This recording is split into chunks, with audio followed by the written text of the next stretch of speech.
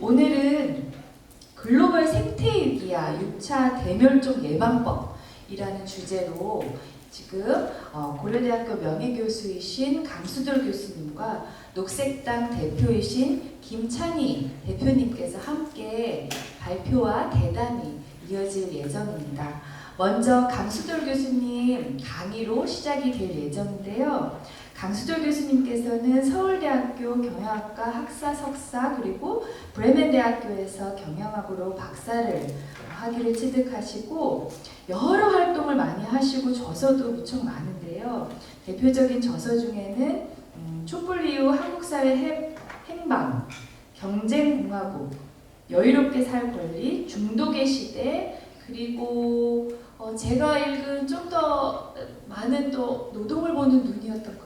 네, 그것도 저희 아들과 함께 읽었던 기억이 나는데 정말 많은 도서를 또 저서를 집필하셨고 녹색평론의 편집 자문위원이시고 세종환경연합 난개발방지 특위위원장, 시민모임 사람과 자연 대표셨고 또 제가 예전에 세종에 있을 때 청년을 한번 만났었는데 강수돌 교수님 얘기가 나와서 저는 강수돌 교수님 말씀을 이렇게 나누고 있었더니 아니 우리 동네 이장님이신데요 또 이렇게 얘기를 하셨었어요.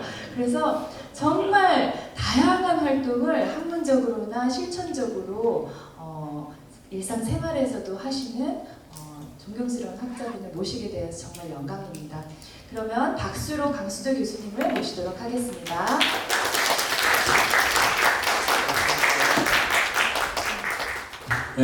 우리 독일 유럽 연구센터 교수님들과 또 학생들과 학생들이 일당백으로 참여하신 것 같습니다. 오늘 중간고사 기간이라 힘들 텐데 그럼에도 불구하고 와주신 교수님들과 학생들 감사드리고요. 영상으로 촬영되어서 나중에 또 공유된다고 하니까 오늘 참여자 숫자와 관계없이 알차게 대화나 토론이 이루어졌으면 좋겠다 생각을 합니다. 요즘 여러분들 어떻게 지내십니까? 날마다 미세먼지 수치라든지 후쿠시마 핵 폐수라든지 또는 전쟁 위기라든지 미세 플라스틱 문제 신경 쓰면서 살고 계시죠? 네.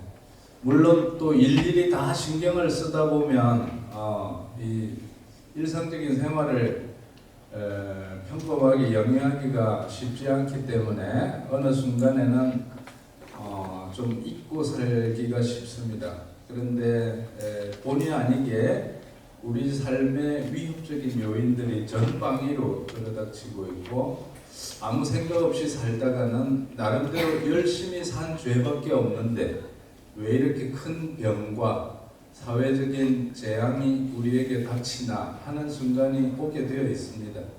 제가 볼 적에 6차 대멸종 예방법이라고 제목은 달았지만 솔직히 말씀드리면 예방하기는 걸렸습니다.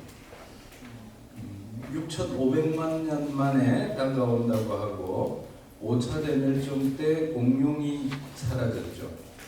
공룡이 사라지고 나서 6,500만 년이라고 하는 긴 세월이 흘렀는데 그리고 그 사이에 불과 10,000년 남짓한 시기에 10,000년 전에 홀로세라고 해서 홀로코스트 들어보셨죠? 그게 이제 영어로 말하자면 complete burning이라고 하더라고요. 완전히 사람을 태워 죽인다는 게 이제 대량 학살의 어원인데 홀로세라고 하는 게 인류가 살기에 또는 생명체가 살기에 완벽한 시대가 왔다. 그래서 홀로세라는 이름이 붙었다고 합니다. 자연과학자들이. 그래서 이제 지구가 빙하기에 있다가 따뜻해지면서 생명체가 살기가 좋아진 때가 홀로세가 닥쳤고 그래서 불과 10,000년 내지 12,000년 전부터 신석기 시대가 열리면서 농사가 시작되고 오늘날과 같이 살기 시작했다 사람들이. 근데 그 12,000년 동안을 쭉 훑어보면 지금과 같은 다중위기 또는 복합위기가 도래하게 된 원인이 뭘까를 나름대로 학자들이 다 각도로 분석해봤더니 결국은 노예제 사회 때문도 아니고 봉건제 사회 때문도 아니고 산업혁명 이후에 자본주의가 본격적으로 발전하면서 제가 약자만 말씀드릴게요. 도산세상, 도시화, 산업화, 세계화, 상업화, 도산세상이 와서 드디어 도산하게 생겼어요. 그러니까 6,500만 년이라고 하는 긴 세월 동안에 도대체 지구 위에 어떤 존재들이 살아왔고 어떻게 살아왔길래 이런 세상이 나타나게 되었는가를 우리는 지금 이 시점에서 심각하게 성찰해야 된다라고 생각하고 오늘 이 주제의 강의와 토론도 그런 맥락에서 배치된 것 같습니다. 저는 대단히 이 자리에 함께 여러분들과 이야기 나누게 된 것을 기쁘게 생각하고 동시에 이 진지한 주제를 더 많은 분들과 많이 나누어 갔으면 좋겠다라고 생각합니다. 그러면 6차 대멸종을 예방을 못할 거면서 뭐라고 이야기하는 거예요? 에 대한 반론을 말씀드리면 그럼에도 불구하고 6차 대멸종을 나부터라도 앞당길 수는 없잖아요. 나부터라도 저지하려고 하는 노력을 할 뿐만 아니라 두 번째로는 5차 대멸종 때 75%의 생명체가 죽어갔다고 합니다. 공룡과 함께. 그럼 25%는 살아남았다는 게 약간의 힌트를 주고 있거든요. 그럼 6차 대멸종 때도 뭐 25%까지는 기대 안 하더라도 좀 더 안 좋은 상황에서 저는 한 10% 정도는 살아남을 수 있을 거라고 봅니다. 그 살아남는 10%에 내가 들어가고자 하는 욕심은 전혀 없습니다. 저보다 훨씬 젊은 여러분들이나 아니면 여러분들의 후손 중에 그리고 특히 오늘 강의를 듣고 토론을 들은 사람들 중에 내 삶을 전면적으로 다르게 구성해야 되겠다고 생각한 사람 중에 그 10%에 들어가는 사람이 2사람 이상만 존재한다면 6차 대멸종 이후의 세상은 이어질 수 있을 거라는 희망을 저는 갖고 있습니다. 그래서 이 자리에 왔습니다. 잘 왔죠? 네. 네, 박수 안 쳐도 됩니다. 네, 슬라이드 보면서 이야기하겠습니다. 네, 그러니까 제가 왜 이 이야기를 이 주제에 참여하게 됐는지 설명을 간단하게 드렸고요. 1시간 안에 이야기를 해야 되죠. 제가 시계 보면서 하겠습니다. 그러면 6시 조금 넘어도 됩니까? 시간 계획이 어떻게 되는지 말씀. 예. 가능하면 압축적으로 하겠습니다. 제가 좀 욕심을 부려서 자료를 많이 준비했습니다. 그리고 지금 생각해 보면 또 부족한 면도 있지만 최선을 다해 보겠습니다. 예, 이런 구도로 이야기하려고 하고요. Breaking Boundaries라는 책이 있는데 스웨덴의 과학자인 요한 록스트림 선생과 또 동료분들이 쓴 책입니다. 근데 보통 우리는 기후위기 이런 이야기를 많이 하지만 기후위기는 이 9가지 위기 중에 하나일 뿐입니다. 그리고 이 9가지 위기를 다 몰아서 통합적으로 바라보게 되면 결국은 자본주의 산업화, 도시화, 세계화, 상업화라고 하는 과정들이 다 연결되어 있구나 이렇게 느껴지죠. 지금 지구온난화로 상징되는 기후위기, 바다 산성화, 생물 다양성의 감소. 예를 들면 꿀벌들이 이 개체수가 해마다 계속 줄어들어서 제가 살고 있는 시골 마을의 주변에 꿀벌을 키우고 있는 분들이 많이 적고 있어요. 이제 더 이상 수지 타산이 안 맞아. 벌들이 날아가 버려.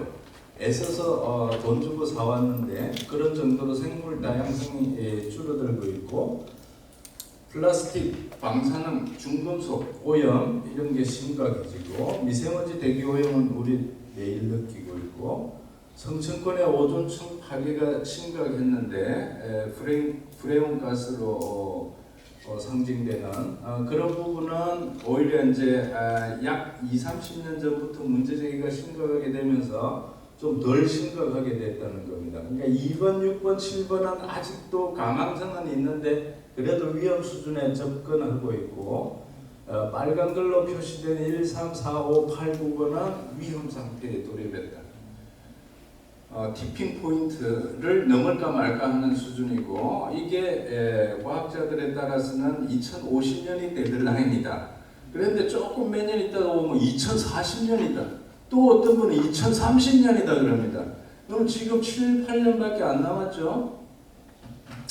예, 그래서 빨리 장가 가시고 결혼하셔서 아까 제가 말씀드린 10% 살아남을 아이들을 몇 명이라도 빨리 만들어 놓고 어떻게 살아야 조상들의 오류를 범하지 않고 내가 살고 있는 이 지구의 토대, 삶의 토대를 파괴하지 않으면서 감사와 고마움과 어떤 경외심과 이런 마음으로 내가 이 세상에 약간의 빛과 소금의 역할을 하고 거름이 된다는 마음으로 살아갈 사람들을 한 명이라도 길러내고 죽는다면 우리는 이 지구에 태어난 의미를 10분 발휘하게 되겠죠. 그런 의식을 하지 못하고 오로지 돈과 권력만 쫓아갔다가는 6차 대멸종을 더 빨리 앞당기고 말 것이다 이런 생각이 듭니다. 이제 자세한 거는 생략하겠습니다. 좀 전에 말씀드린 그 영역별로 어느 게 얼마나 위험한가 하는 것인데 2009년도와 2023년도로 보면 점점 붉은색이 많아지는 게 심각해진다는 이야기고 또 내년이나 후내년에 보면 저게 더 벌어지겠죠. 붉은 색깔이 더 많아진다는 이야기입니다. 2100년 전망을 본 그림인데 지구가 뜨거워서 더 이상 못 살게 되는 거죠. 그러니까 이제 저 데드라인이 2030년 정도면 1.5도라고 하는 마지노선을 넘어갈 것이다. 이렇게 예측하는 과학자들이 많습니다. 아까 얼핏 말씀드렸지만 그래서 뜨거워지는 것뿐만 아니라 물이고 공기고 흙이 더 이상 인간이 자연스럽게 생존을 영위하지 못하는 이런 상황에 처할 것이기 때문에 6차 대멸종의 위기가 다가오고 있다고 하는데 2100년이 되기 이전에 벌써 이제 이런 경고가 온다는 거죠. 이미 최근에 각 유럽 곳곳의 산불이나 또는 홍수나 미국에도 사막지대인데도 홍수가 나거나 캘리포니아 산불이 또는 호주의 산불이 뭐 수십억 마리의 야생동물을 죽여가고 사람의 삶의 터전도 파괴하고 이러는 것들이 남의 일이 아니고 제가 살고 있는 곳에도 농사 짓는 분들이 많은데 예를 들면 감나무 농사를 짓는 분들이 수확량이 예년의 3분의 1로 줄어들었다. 그러니까 최근에 과일값이 많이 올랐죠. 가게에 가서 과일 살라고 하면 값이 올랐는데 이제 그런 부분들을 반영하고 있고 그거의 연장선으로 생각해 보면 앞으로 식량난, 과일 정도는 좀 줄여도 괜찮죠. 그러나 주식, 우리가 먹는 주식을 그러니까 쌀이나 밀이나 다른 곡물들, 콩 이런 부분들이 이제 점점 줄어들게 된다면 식량난에 처할 거고 그게 다 전쟁과 또 연결되겠죠. 그러니까 우리 인간 삶이 더 이상 안정적으로 유지되기가 힘든 시기가 오고 있다는 이야기입니다. 그래프를 한번 보실까요? 이게 서기 1년입니다. 예수 탄생이 요 근처에 있는 거죠. 예수 탄생 이후로 2023년까지 왔는데 보십시오. 지금 이게 1인당 국민소득 기준으로 노예제, 봉건제, 자본주의가 요 이후로 되었죠. 자본주의에 와서도 초창기에는 별로 소득 증대 눈에 잘 안 보여. 최근 100년 사이에 급격하게 올라가고 있습니다. 최근 100년의 문제고 그 중에서도 최근 30년이 더 문제다. 따지고 보면 소동구 붕괴 이후에 30년 동안 인류가 스스로 집단 자살 체제를 더 많이 구축했다는 거예요. 물론 이제 뿌리로 따지고 보면 자본주의적인 생활 방식이 이렇게 자원을 계속 많이 이 연도입니다. 오른쪽으로 갈수록 현재에 가까운 건데 급격하게 많이 쓰게 되고 어머니 지구를 끊임없이 파헤쳐 가지고 인간의 관점에서 쓸모 있는 것, 그것도 인간의 삶에 쓸모 있는 게 아니라 상품과 화폐를 만들어서 끊임없이 자본을 불리기 위한 목적에서 쓸모 있는 것을 무한정 채취하는 거예요. 만약에 인간적인 욕구 충족이라면 더 이상 채굴 안 해도 될 정도로 양적으로는 충분한데 식량부터 물건에 이르기까지 돈을 더 벌기 위해서는 끊임없이 상품 차별화, 제품 차별화, 고급화, 명품 만들어내고 시장 넓히고 끊임없이 만들어내야 됩니다. 끊임없는 생산, 소비, 폐기. 자, 지구는 쓰레기 더미로 덮이겠죠. 그러면 또 돈을 덜 벌고자 하는 사람들은 지구를 버리고 또 다른 데 가서 또 장사하고 싶을 텐데 지금까지 달나라나 화성에 소비자들이 많이 존재한다는 뉴스는 안 나오고 있죠. 네. 결국은 이제 지구 안에서 해결해야 되는데 평화적으로 해결이 안 되면 합법적으로 부수는 것, 전쟁밖에 남지 않습니다. 부숴놓고 다시 수요를 창출해야 되겠죠. 논리적으로 분명히 나오고 있고, 그래서 전쟁의 위협, 요한 갈퉁 선생이 예전에 자본주의는 평화의 능력이 있는가라는 한 줄의 질문을 던진 적이 있는데, 이것이야말로 우리가 읽는 수백 페이지 교과서 다 좋은 책을 다 읽은 내용을 압축적으로 표현하는 거죠. 자본주의의 끄트머리에 가면 전쟁이 기다리고 있을 수밖에 없다. 더 이상 물건을 팔아먹을 시장이 없으니까 부수어놓고 재건 사업을 해야 되고, 최근에 대통령의 움직임도 보면 전쟁터 비슷한 데 가가지고 부수어진 데 가서 공사 계약하고 오는 거죠. 그런 거 보면 인간적인 욕구 충족의 경제가 아니라 무한정의 돈벌이 경제라고 하는 것이 얼마나 평화적일 수 있는가라는 것을 진지하게 질문해야 된다, 이런 생각이 들고요.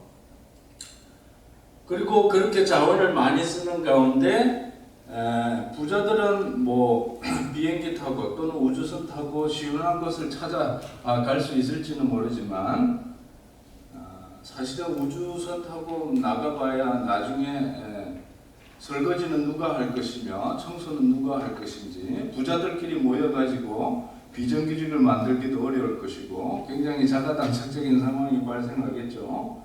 근데 지구 전체적으로 보면 여기에도 나오다시피 우리 여러분들 알고 계신 산업혁명이 요즘 있는 거예요. 산업혁명 직후에도 한 100년 가까이 흘러도 그렇게 이산화탄소가 많지 않았습니다. 근데 최근 들어가지고 급격하게 많이 늘어난다는 거예요. 그리고 그게 지구를 더 뜨겁게 만들고 있고 결국에는 아까 말씀드린 찜통 지구가 된다라고 하는 결론에 이르고 있습니다. 이거는 객관적으로 나와 있는 데이터들이기 때문에 이 수치를 한번 보시죠. 대기 중에 이산화탄소만 보면 산업화의 이전에 280 ppm이었다고 합니다. 근데 놀랍게도 1937년 2차 대전 직전까지도 그 ppm이 유지된 거예요. 물론 굴뚝에서 이산화탄소 나왔다고 해서 바로 그게 대기 중 농도로 바로 측정되지는 않습니다. 그런데 놀랍게도 저 때만 산업혁명 시기에 방출된 이산화탄소만 해도 소박한 수준이었다는 거예요. 근데 이제 지금 우리가 오늘날 집집마다 자동차, 아파트, 온갖 가전제품으로 상징되듯이 엄청난 그 부를 누리고 있는 이런 시대에 가까이 올수록 이미 예, 보십시오. 86년에 이산화탄소 기준으로는 티핑 포인트 일종의 뭐라 그럴까요? 임계치를 넘어버리는 거예요.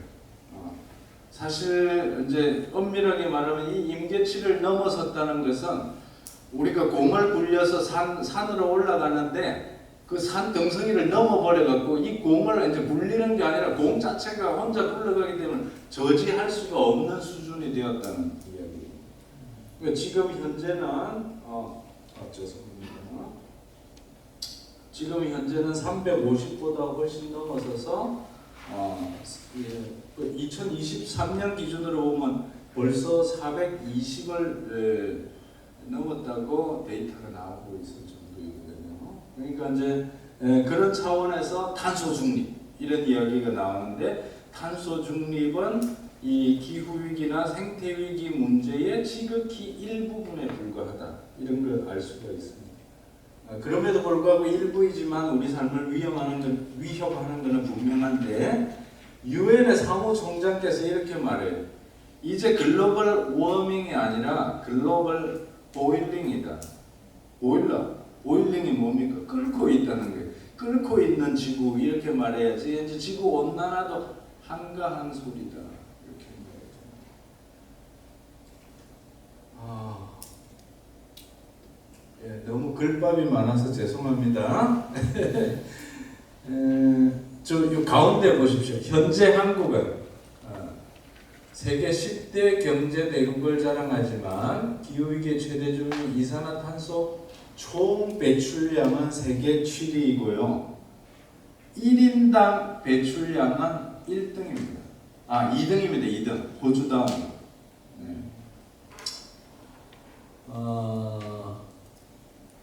그리고 2030년, 40년 요때가 되면 드디어 1등을 탈환한다고 합니다. 예, 그래서 많은 나라들에서는 대한민국을 기후 악당국이라고 이야기를 하죠. 예. 그 다음에 이제 우리가 또 생각해 볼 점은 여러분들 많이 들어보셨겠지만 산업화 내지는 경제개발의 혜택을 과연 얼마나 많은 사람들이 누리는가 그런 이제 질문에 대한 답변이 한 25% 정도는 혜택을 누린다고 합니다. 그러니까 나머지 75%는 아무리 경제가 발전해도 혜택을 못 누릴 뿐만 아니라 어찌 보면 그 사람들의 희생 덕에 25%가 혜택을 누린다 이런 결론을 얻을 수 있고요.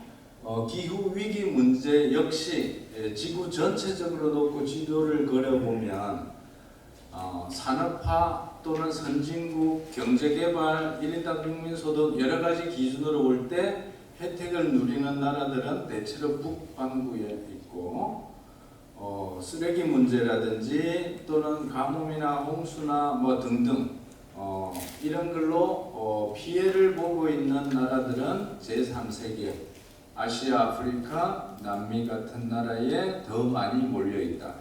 물론 호주나 미국으로 상징되듯이 또는 유럽 곳곳에도 그 재앙이 닥치고 있는데 일단 1차적으로는 불평등이 관찰되지만 더 장기적으로 보면 그거조차도 모두에게 재앙으로 닥칠 가능성은 있다 이렇게 봅니다. 근데 이제 지금까지 보면 최고의 부자 1%가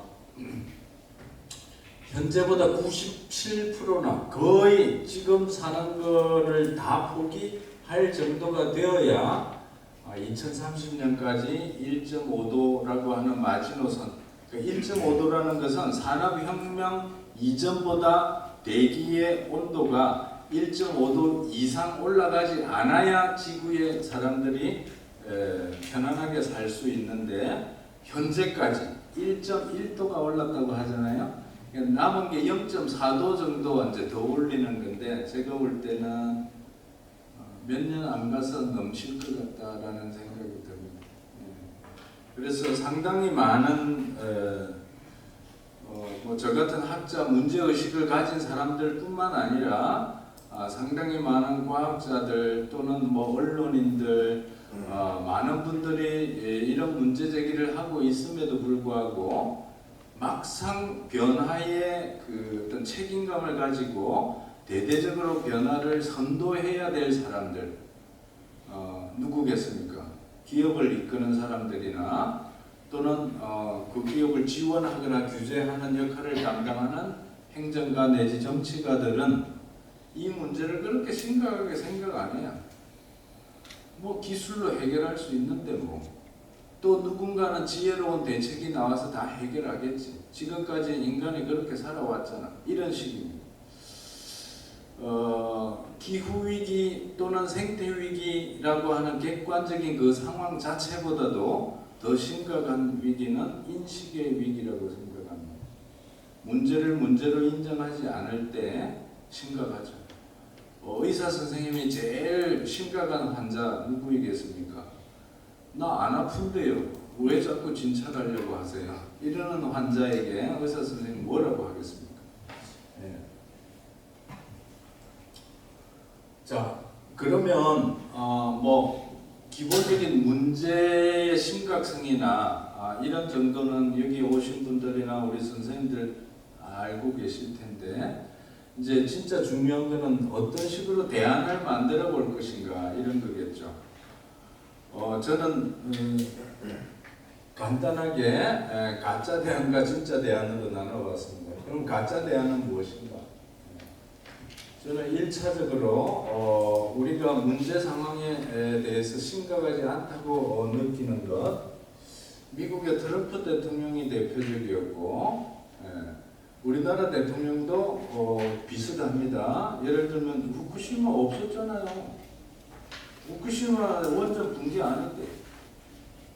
혹시 그거 알고 계십니까? 네. 우리나라 대통령은 후쿠시마 원전 붕괴 안 했다고 알고 있습니다. 굉장히 용감하죠. 네. 그게 전형적인 이제 일반이고, 그래서 스웨덴의 그레타 툰베리가 트럼프하고 맞짱을 떴잖아요. 트럼프 대통령이 그레타 툰베리한테 네 훌륭하다고 상 주겠다 그러니까 당신이 무슨 자격으로 상을 준다 그래 하고 웃었다 그렇게 이야기했죠. 기술주의 입장에 아까 제가 말씀드린 대로 영리한 우리의 과학자들, 기술자들이 좋은 기술을 발명해서 예를 들면 탄소 포집 다 해내고 또 지금보다 훨씬 탄소를 배출하지 않는 기술을 만들어내서 앞으로는 별로 탄소 없는 세상을 만들 수 있을 거야. 그리고 우리나라 부산을 비롯해서 대기업들도 상당히 탄소 포집에 심혈을 기울이고 있습니다. 근데 탄소 포집에 심혈을 기울인다고 해서 지금 우리가 직면하고 있는 생태위기, 기후위기 이런 문제를 막을 수 있는가? 못 막습니다. 왜? 회사가요 탄소 포집 내지는 기후위기에 전방위적으로 대처하면 가능성이 있는데 한 분야만 탄소 포집을 하고 나머지 분야는 예전 그대로 하고 있는 거예요. 일단 어떤 그 정부에서 제시하는 무슨 정책이니 그린 뉴딜이죠. 그런 거에 규정에 맞추어서 일정한 지원을 받거나 하기 위한 요건으로서 액션을 취하는 그런 척을 하는 것이지 실제로 머리 끝부터 발끝까지 생태위기 또는 기후위기 문제에 전면적으로 대응하겠다라고 하는 자세는 찾아보기 어렵습니다. 솔직하게 말하면 그런 관점에서 저는 ESG니 SDG니 자 ESG 뭡니까? 환경, 사회, 거버넌스 해가지고 협치죠. 우리말로 번역하자면 SDGs는 뭡니까? Sustainable Development Goals 그죠? 지속 가능한 목표. 그 다음에 RE100은 뭡니까? 지난 대선에 문제됐던 건데 Renewable Energy 또는 Regenerable Energy 100% 그러니까 재생 가능 에너지 100%로 에너지를 써서 산업 생산을 하거든요. 탄소 발생 안 하겠다 이런 이야기죠.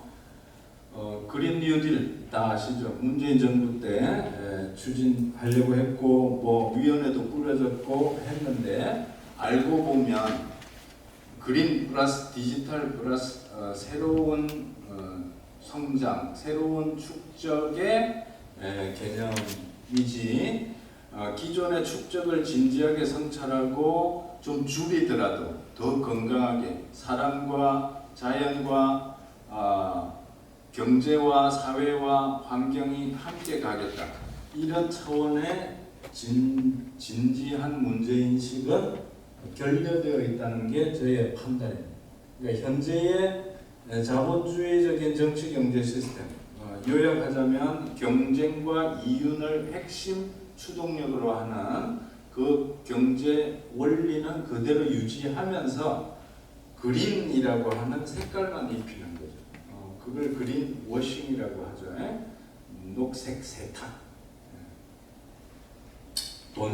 돈색탕만 있는 게 아니고 녹색 세탁도 있습니다. 그래서 이제 제가 가짜 대안이라고 보는 것이고 캐나다의 그 일종의 뭐 민간 환경 컨설팅 회사인 테라 초이스라는 곳에서 이런 그린워싱의 7가지 유형을 이런 식으로 제시한 바가 있는데 뭐 제가 일일이 읽어드리지는 않겠습니다만 이런 내용들이 많죠. 예를 들면 우리가 물건을 사보면 사실상 일회용품이거나 또 탄소를 발생시키는 것임에도 불구하고 일부만 좀 친환경 마인드라고 해서 친환경 상품이다 또는 탄소 중립 상품이다 이렇게 계속 나오죠.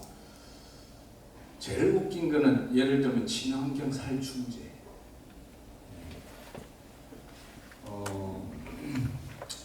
사실 살충제라는 개념 자체가 벌레 또는 곤충의 입장에서는 홀로코스트잖아요, 그죠? 근데 그걸 이제 친환경적으로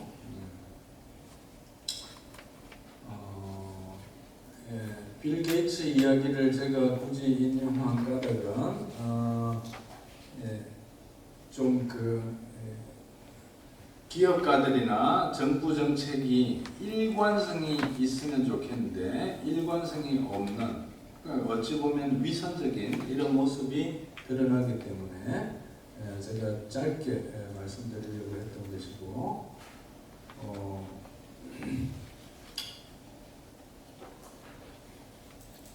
그리고 이제 탄소 중립 이러면서 수소에 관심이 많이 가고 또 전기 자동차에 관심이 많이 가고 그랬지 않습니까? 근데 그 역시 또 새로운 분야에 주가를 올리거나 새로운 돈벌이 공간을 창출하는 것에 불과하거나 또 다른 차원에서 전기 자동차에 들어가는 충전지에 들어가는 핵심 그 원료가 콜탄이라든지 리튬이라든지 이런 게 들어가는데 그것을 채굴하기 위해서 아프리카나 남미의 원주민들을 몰아내고 산을 파헤치고 그러나 소위 좀 잘 사는 나라들에서는 나 친환경 자동차 몰아 나는 그래도 다른 사람보다 좀 스스로 자위하지만 일관성의 관점에서 보면 누군가의 희생을 담보로 조금 나은 겉모양만 바뀌는 그런 모습들도 보인다는 게 이제 제가 지적하고 싶었던 것이고 스티브 잡스 돌아가신 분을 제가 짧게 말씀드리고 싶은 것은 56세 그죠? 56세 세상을 떠난 건데 안타깝게도 사업적으로 상당히 성공했고 돈도 꽤 많이 벌었지만 죽기 전에 남긴 유언 같은 이야기가 이런 거죠. 저는 이게 이제 이분 개인의 삶을 보여주지만 사회 전체적으로 좀 거시적으로 보면 자본주의가 봉건주의에 비해서 사람들을 더 잘 살게 했고 신분의 자유화와 더불어서 소비의 민주화를 이루어냈죠. 옛날에는 세종대왕도 못 쓰던 휴대폰을 요즘은 초등학생도 쓰니까 소비의 민주화를 이루어냈습니다. 근데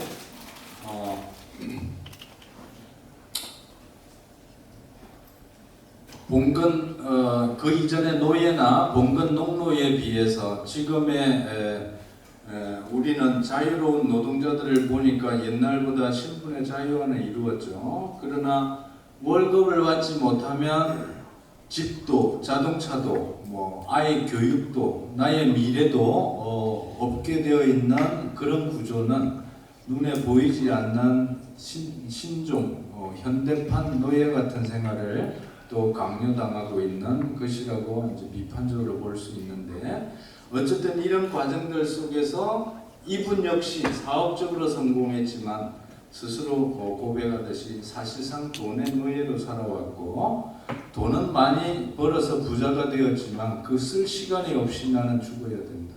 너무나 슬프잖아요. 그러니까 우리가 경제적인 가치를 추구하는 사회에 사회적 가치나 생명의 가치를 등한시했을 뿐만 아니라 그것들을 파괴하면서 경제적인 가치를 불리느라고 나아오다 보니까 스스로 앉아있는 나무 가지를 스스로 톱질해서 자르는 꼴이 되고 말한 거죠. 그 이야기를 좀 같이 공유하고 싶고, 조천호 박사님이라고 기상학에 아주 대가가 계신데, 이분이 강의하면서 보여준 그림을 제가 따온 겁니다. 지금 지구 전체가 이 찜통 속에 들어가고 있다. 자, 아까 홀로세가 완벽한 세기가 왔다. 그래서 그 이전에 빙하기, 우리가 살고 있는 이 시기를 간빙기라고 하더라고요. 그러니까 지구의 과학사를 연구하시는 분들은 빙하의 시기가 있다가 좀 따뜻해져서 녹았다가 또 빙하가 왔다가 이렇게 이제 있는데, 빙하기와 빙하기의 사이 간빙기에 우리가 지금 살고 있고, 그게 지구가 어느 정도 따뜻해지면서 사람 살기에 정말 퍼펙트한 세기가 왔다 그래서 홀로세라고 불렀는데, 그 파울 크리천이라는 네덜란드 과학자가 인류세라는 용어를 써야 된다. 왜냐하면 그 이전만 해도 사람들이 살아온 게 자연에 그렇게 벗어나지 않았다는 거예요. 근데 인류세를 붙여야 되는 것은 인간이 만들어낸 물품, 예를 들면 인간이 닭을 너무 많이 사육해서 치킨을 너무 많이 좋아하시잖아요. 치킨의 뼈가 막 온 세계 천지에 깔려 있다는 거고 지층을 다르게 형성한다는 거예요. 더 심각한 것은 플라스틱이죠. 우리는 지금 오늘 일주일에 플라스틱 이 신용카드 한 장 정도의 플라스틱을 우리는 매일 먹는다고 합니다. 그런 뉴스 들어보셨습니까? 사실 그런 뉴스 안 듣는 게 건강하게 살 것 같아요. 일일이 잘 알면 이 스트레스 받아서 못 살아. 그래서 저도 반 정도는 듣고 반 정도는 흘리는데, 그럼에도 불구하고 강의하려면 또 기억을 해야 되니까 그럴 정도로 그 인간이 동물을 사육하거나 대량 생산, 대량 소비, 대량 폐기하는 과정에서 인류의 족적을 남겼다. 그래서 인류세라고 명명하자, 이런 제안이 나왔고, 그 이후에 제이슨 무어라는 학자 또는 제이슨 히켈리라는 학자, 그리고 강수돌 같은 사람은 자본세라고 해야 된다. 저는 적극 동의합니다. 자본세라고 불렀는데, 왜? 그 이전만 해도 인류가 그렇게 자본주의적인 대량 생산, 대량 소비, 대량 폐기라는 것을 우리가 내면화해서 전반적으로 우리 삶의 가치관으로 그냥 이것이 잘 사는 길이라고 믿고 살지만 않았다면 우리는 자연과 더불어서 더 오래 살 수 있었을지도 모르겠다, 이런 생각을 합니다. 그래서 이제 여기에 쓰지는 않았지만 자본세라고 하는 게 최근에 논의에 나오고 있다는 말씀을 드리고, 어쨌든 이런 차원에서 저는 탈자본이라고 하는 문제의식을 우리가 가지고 그 문제의식에 기반해서 경제정책, 농업정책, 산업정책, 교육정책 모든 분야의 정책이 나오고 특히 도시계획에 이르기까지 교통망, 주거방식, 그 다음에 이게 토지 이용 방식 이런 것들을 일관성 있게 사람과 사람, 사람과 자연이 더불어 살겠다는 것으로 방향 전환을 하지 않으면 분명히 6차 대멸종은 온다고 생각합니다.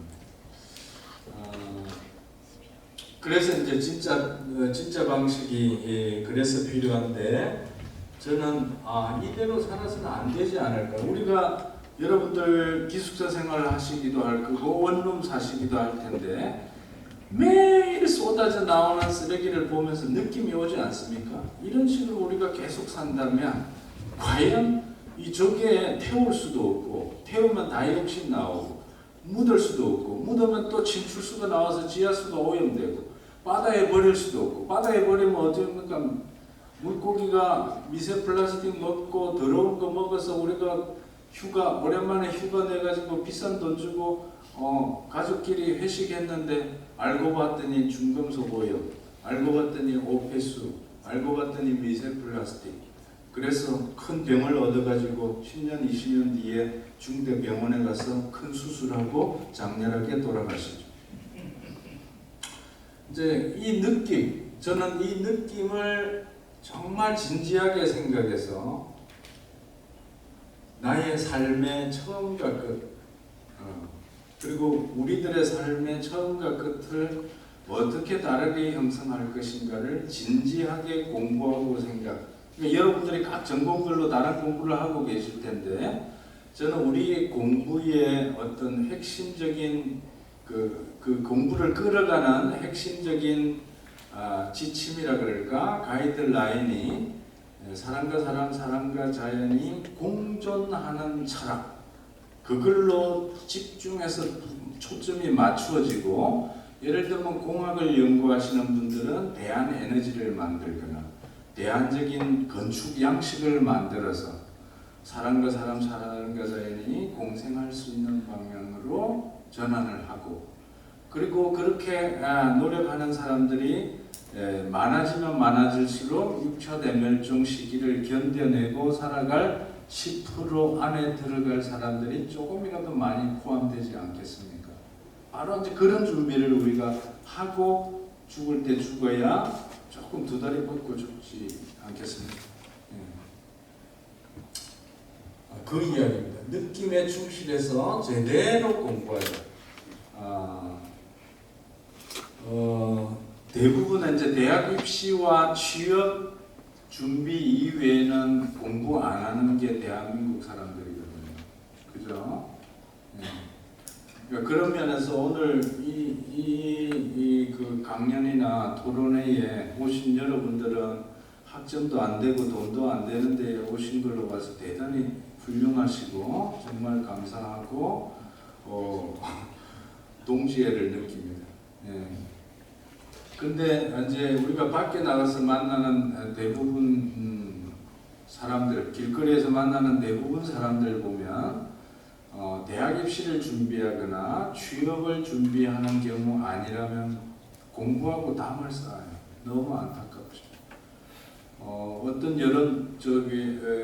나라 전체적인 조사에서 성인들의 대한민국 성인의 50% 이상은 1년에 책을 한 권도 안 본대요.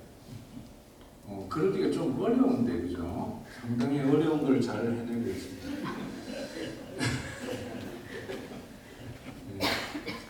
뿐만 아니라 이제 그 체계적인 공부, 우리가 어떻게 살 것인가 하는 그런 공부의 바탕하에서 지금과 다른 대안적인 삶을 살아야 되는 거죠. 자, 대안적인 삶에 대해서 이제 조금씩 이야기를 하고자 합니다. 그레타 툰베리 아시죠? 노벨 평화상 후보자로 올라가기도 했지만 뭐 상을 타는 게 중요한 게 아니니까. I want you to act as if your house is on fire. 마치 여러분의 집이 불나고 있는 것처럼 그렇게 행동했으면 좋겠다. 우리 집이 불나면 어떻게 하죠? 불이야 하면서 빨리 전화해야죠. 119 전화하고 옆집 사람 알리고 같이 불 꺼야죠.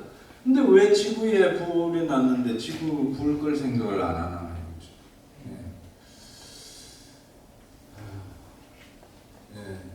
고병건 선생님의 그래서 우리가 자본주의 공부를 제대로 해야 된다는 이야기고, 고병건 선생의 자본 강의가 다스 카피탈을 가장 쉽고 깊이 있게 정리한 책이라고 생각합니다. 책 페이지가 1200페이지입니다. 12권짜리 책을 한 권의 책으로 묶어내서 책이 두꺼운데 좀 피곤하면 베개로 쓰기도 좋은 정도의 두께입니다. 부디 제발한 제가 작년에 이제 이런 문제의식을 담아서 탈자본의 철학을 경제 가치로만 우리 사회 경제가 달려가다가 사회적 가치나 생명의 가치를 체계적으로 망가뜨리고 집단 자살 체제를 이루어 왔다라는 성찰을 나름대로 담은 책이고요. 일본 학자가 쓴 책인데 70만 부나 팔렸다고 하더라고요. 물론 뭐 많이 팔리는 게 과연 좋은가, 기후 위기에 별 도움이 안 될 수도 있지만 이런 문제의식을 공유하는 정도는 정말 우리가 생각해 볼 점이라고 보고요. 지속 불가능 자본주의, 그 다음에 독일의 마리아 미스와 반다나 시바, 인도의 반다나 시바 선생이 쓴 에코 페미니즘이라는 책도 저는 굉장히 도움이 될 거라고 생각합니다. 대안을 모색할 적에는. 그 다음에 존 홀로웨이 선생이 권력으로 세상을 바꿀 수 있는가. 자, 오늘 녹색당 대표로 오셨고, 정당 교과서적으로 말하면 정당의 목적은 권력 장악인데, 물론 권력 장악을 통해서 무엇을 할 것인가가 더 중요하겠죠. 근데 이분은 권력을 장악하지 말고 세상을 바꾸자, 이제 이런 이야기를 하시고요. 제가 번역한 책인데 파국이 온다라는 책은 아까 고병건 선생님의 자본에 이어서 이 자본주의 가치 법칙, 가치를 끊임없이 증식시키고자 하는 운동이 내재적으로 노동자 계급이 혁명을 통해서 부수어서가 아니라 오히려 그런 관점으로 보면 지금은 별 희망이 없죠. 노동자 계급도 없는 것 같고 러시아 혁명과 같은 그런 시대가 올 것 같지도 않다는 점에서 자본주의 시스템을 바꾸는 외재적인 변수는 크게 기대할 게 없는데, 오히려 그 자본주의 가치를 불리고자 하는 경제적인 법칙 그 자체를 치밀하게 들여다보니까 오히려 우리가 도와주지만 않는다면 스스로 자가당착적인 상황에 내몰리게 되어 있다는 분석을 탁월하게 하고 있는 책입니다. 어쨌든 그런 게 도움이 될 것 같고요. 대안적인 삶을 실천하는 과정에서는 제가 최근에 감동적으로 읽은 책을 권하고 싶어요. 향모를 따으며라는 책인데, 북미 원주민의 후손인 학자이고, 이분이 쓴 책은 자기 생활 속에서 또 연구한 내용들 속에서 결국 우리가 알고 있는 동물, 식물, 인간 이런 존재가 어떤 서열화된 체계가 아니라 함께 살아가는 이 삶의 주체들이다. 애니미즘이라고 들어보셨죠? 우리는 원시 신앙으로 알고 있는데 모든 만물에는 영혼이 있다라는 믿음이고, 그것은 근대 데카르트 또는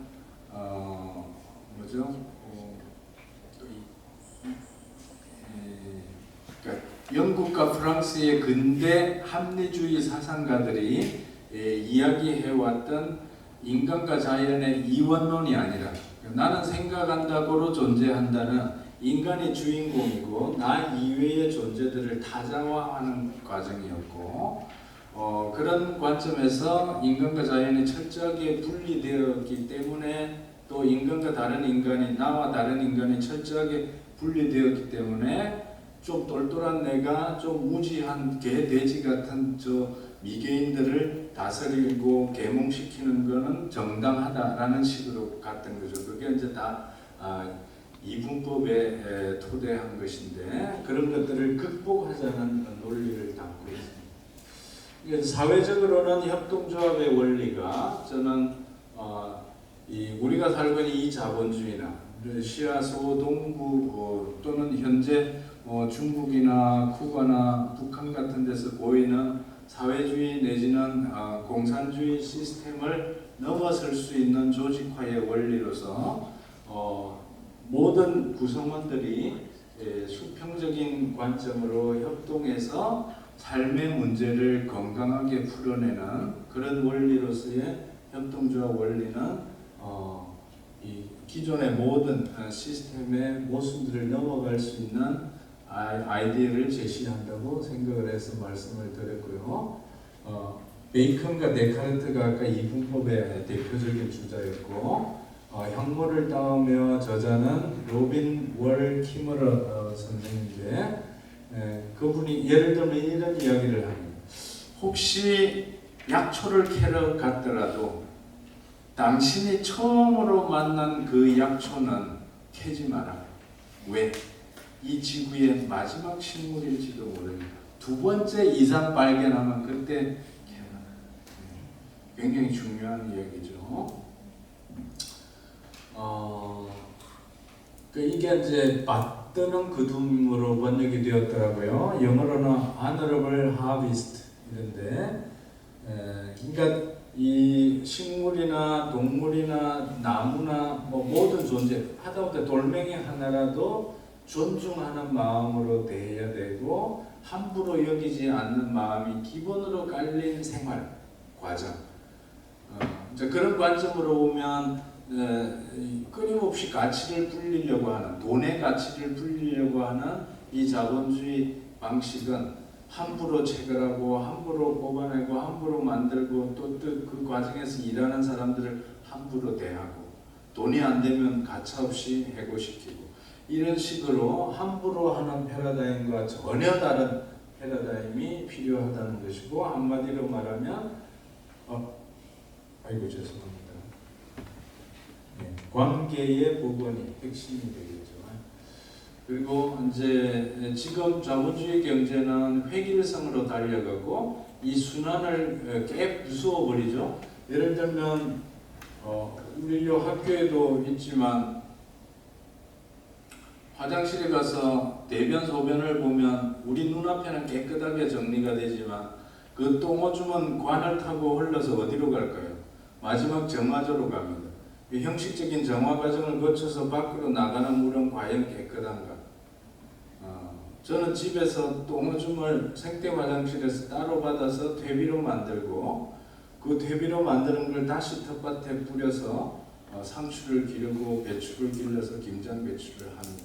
이 순환의 구조가 되면 오염이 안 되고 물도 안 쓰고 전기도 안 쓰고 그런 구조를 우리가 다소 불편하더라도 불편함을 감수하는 능력을 기름으로써 순환의 구조를 복원할 수 있는 거죠.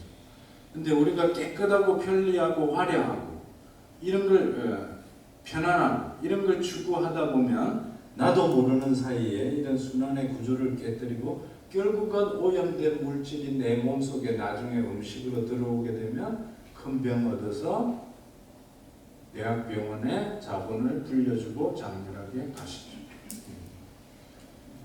그래서 서로 도움을 주자는 것이고 내 삶에 대한 책임감. 그러니까 내가 살아가면서 많은 혜택을 입으면서 살고 있는데 이 지점에서 나는 어떻게 살 것인가?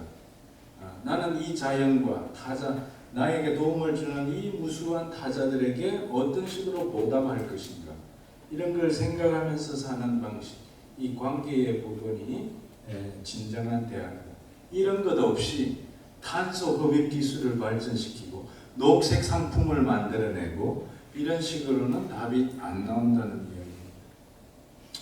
자, 그러면 이제 이번 그 강의에서도 독일이나 유럽에서 어떤 걸 배울 수 있는가 이런 부분이 있는데 조금만 제가 말씀드리겠습니다.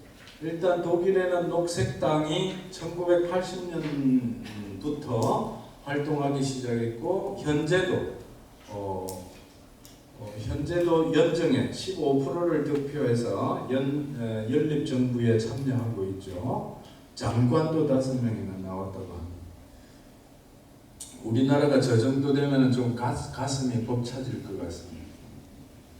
그렇게 되려면 제 개인적인 견해는 선거법을 좀 더 근본적으로 개혁해서 지역에서 국회의원을 뽑는 것은 없애버리고 그냥 우리가 정당에만 표를 주는 거예요.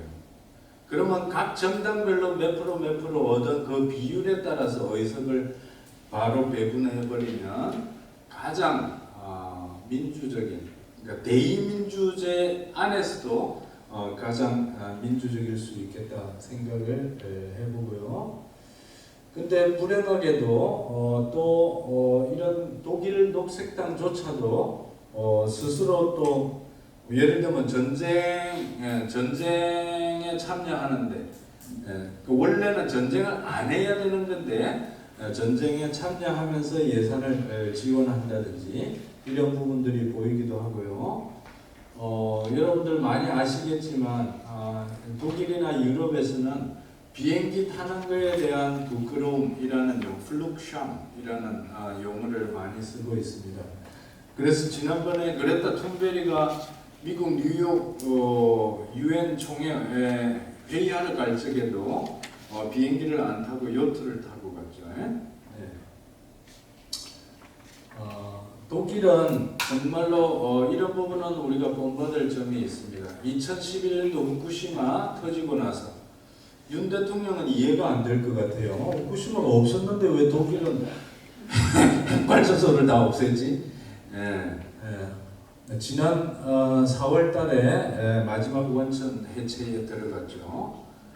저거만 해도 대단합니다. 뭐 중간중간에 우여곡절은 있었지만 그럼에도 불구하고 녹색당에서 일관된 입장을 취했기 때문에 비교적 독일에서 모범적인 모습을 보이고 있고, 우리나라는 앞으로 지금 정부는 앞으로 핵발전의 비중을 늘려나가고 재생에너지 비중을 줄이겠다고 했잖아요. 근데 독일은 앞으로 2030이 되면 재생에너지 80%를 달성할 목표를 세우고 있고 45년이 되면 탄소 배출과 탄소 흡수를 동일하게 만들어서 순수 배출은 제로, 그게 넷 제로죠. 그렇게 하겠다고 정하고 있고요. 또 이제 덴마크나 독일, 스웨덴 같은 유럽 나라들에서는 육류세를 도입한다고 합니다. 물론 이게 정답은 저는 아니라고 생각해요. 가능하면 채식 위주로 가고 고기 소비는 아주 지극히 적게 하는 방향으로 철학을 바꾸어야지.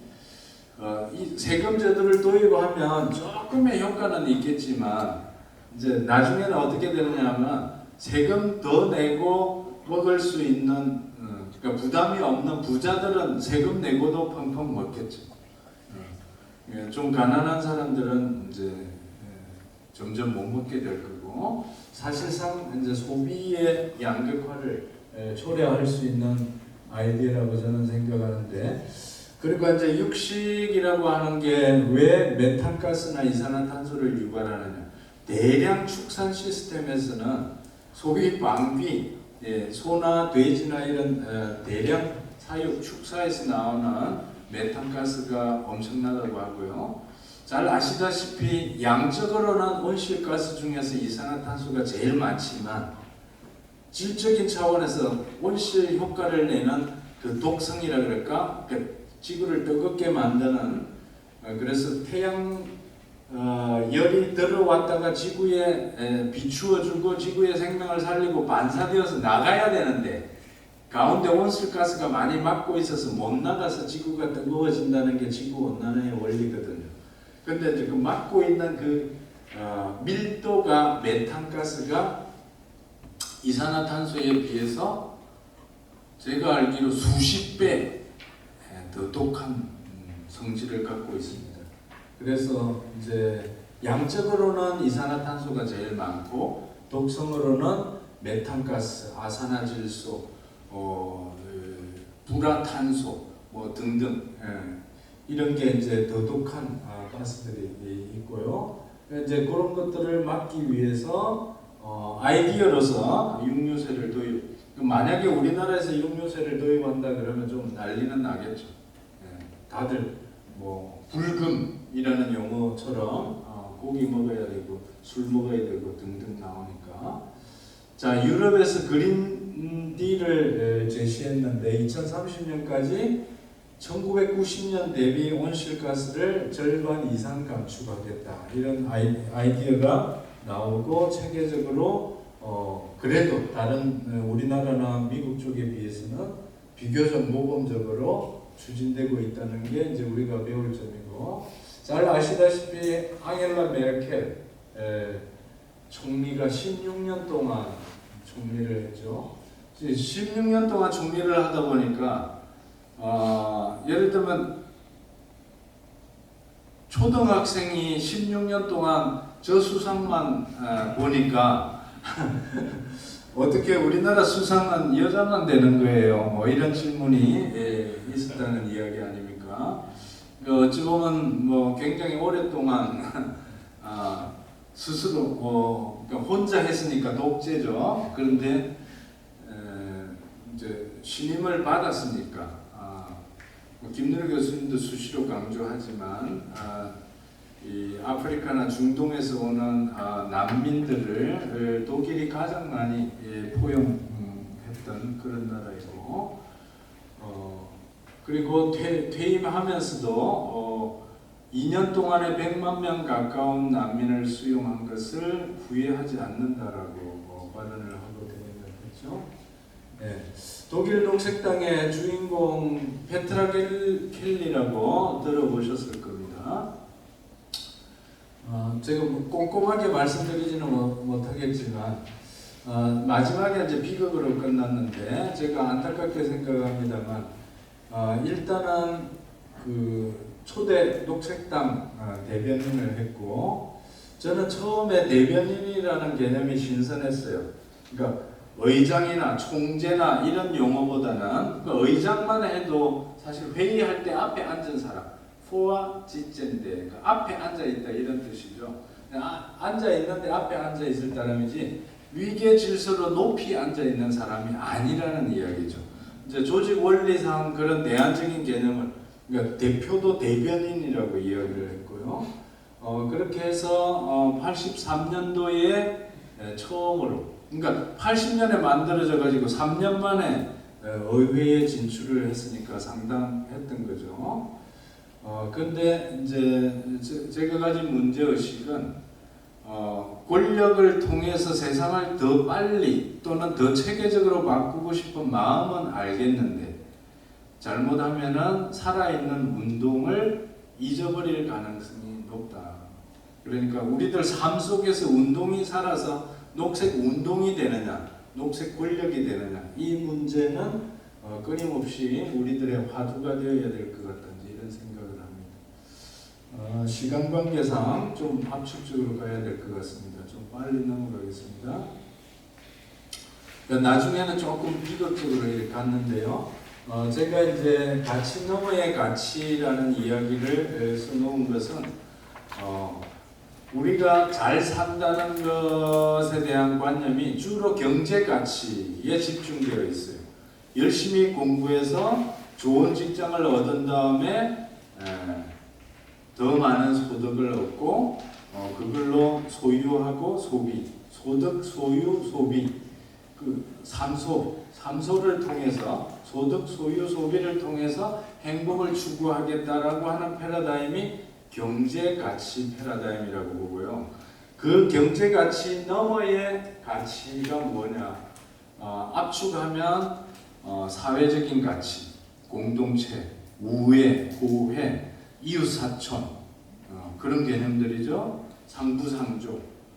그 다음에 이제 생명의 가치, 풀 한 포기, 나무 한 그루, 돌멩이 하나도 함부로 하지 않는 그런 가치들을 함께 끌어안고 가야지만 경제, 사회, 생명의 가치를 균형과 조화를 추구하는 방향으로 끌고 가야지만 대안이 생긴다라고 보는 겁니다. 특별히 한번 그 분노한 눈빛을 보면서 다시 한번 느끼고 싶고요. 권력으로 세상을 변화시킬 수 있으면 좋겠어요. 그리고 노력하는 것도 중요합니다. 그러나 저보고 너도 하자 그러면 저는 못하겠어요. 저는 내 삶 속에서 실천하는 게 좋고, 내가 주변에 만나는 이웃들과 토론하고 함께 실천해 볼 수 있는 대안도 만들어 보고, 이런 게 훨씬 재미나다 이런 생각이 들고, 특히 밀양 송전탑 투쟁에 들어갔던 할머니의 말씀처럼 뭐 그 무엇도 바란 게 아니잖아요. 내가 농사 짓던 땅에 전기 그 고압 전선에 대한 뭐 그것 때문에 땅을 뺏기기도 하지만 그 전자파라든지 그런 두려움 없이 그냥 평화롭게 농사 짓고 살고 싶다가 유일한 소망인데요. 그거조차도 들어주지 못하는 그런 과정들을 보면서 우리가 어떻게 살아야 할까 이런 것들을 많이 느낄 수 있다고 생각하고요. 여기서는 저는 에콰도르의 헌법 2008년도에 생태 헌법을 만들었는데 자연의 권리를 보장했습니다. 뭔 말이냐면 저 산이나 강이나 예를 들면 한강이나 관악산이나 또는 숲이나 이런 우리가 알고 있는 자연들도 법 인격을 가질 수 있다. 그래서 사람이 변호사로 들어가서 이 자연을 대변해서 소송을 제기할 수 있다. 그렇게 했고, 실제로 저 이후에 2011년도에 어떤 강이 파손되는 것, 무슨 고속도로인가 건설 사업으로 말미암아 강이 파손되는 그런 위기가 와서 재판이 일어났고 이겼어요. 자연의 권리 소송이 이겨가지고 오히려 정부가 하던 정책이 중단되었던 그런 실제 사례가 있고요. 중국의 쌍탄소 정책조차도 우리나라보다는 훨씬 앞서가고 있다라고 생각합니다. 그리고 워낙 규모가 크니까 여기는 뭐 100기가와트 이상의 태양광과 풍력을 만들고 있다고 합니다.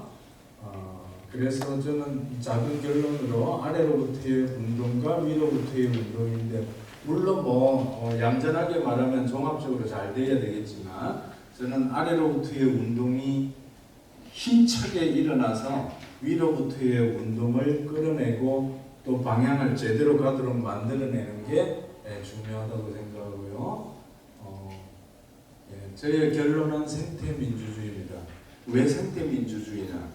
지금까지 우리는 권위주의적인 자본주의에서 좀 민주주의적으로 보이는 자본주의, 그 87년 이후에, 그리고 복지주의적인 자본주의, 친환경 자본주의 정도의 다양한 얼굴을 경험해 왔는데, 제가 보는 핵심은 민주주의적인 자본주의조차도 자본주의의 하나의 얼굴에 불과하다라는 게 저희의 핵심 명제이고, 그런 점에서 자본주의를 넘어가는 민본주의가 필요한데, 사람 중심으로만 살다 보면 생태적인 측면을 간과할 수밖에 없기 때문에 생태적인 민본주의를 저는 생태민주주의로 표현을 해본 겁니다.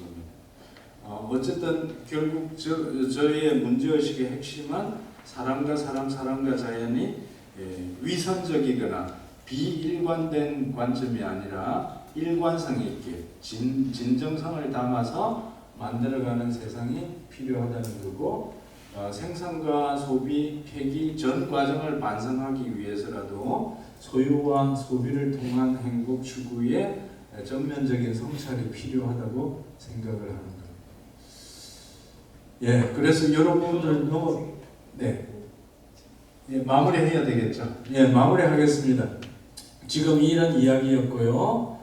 우리는 구조 변화도 필요하고 또 개개인적인 실천도 필요한데, 일상의 혁명을 위해서 우리의 감수성과 진실성과 실천성과 책임성과 지속성을 함께 담보하는 머리 글자만 따서 제가 스타스라고 표현되는 이 모든 부분들을 일상혁명으로 가지고 가는 대안이 필요하다고 생각합니다.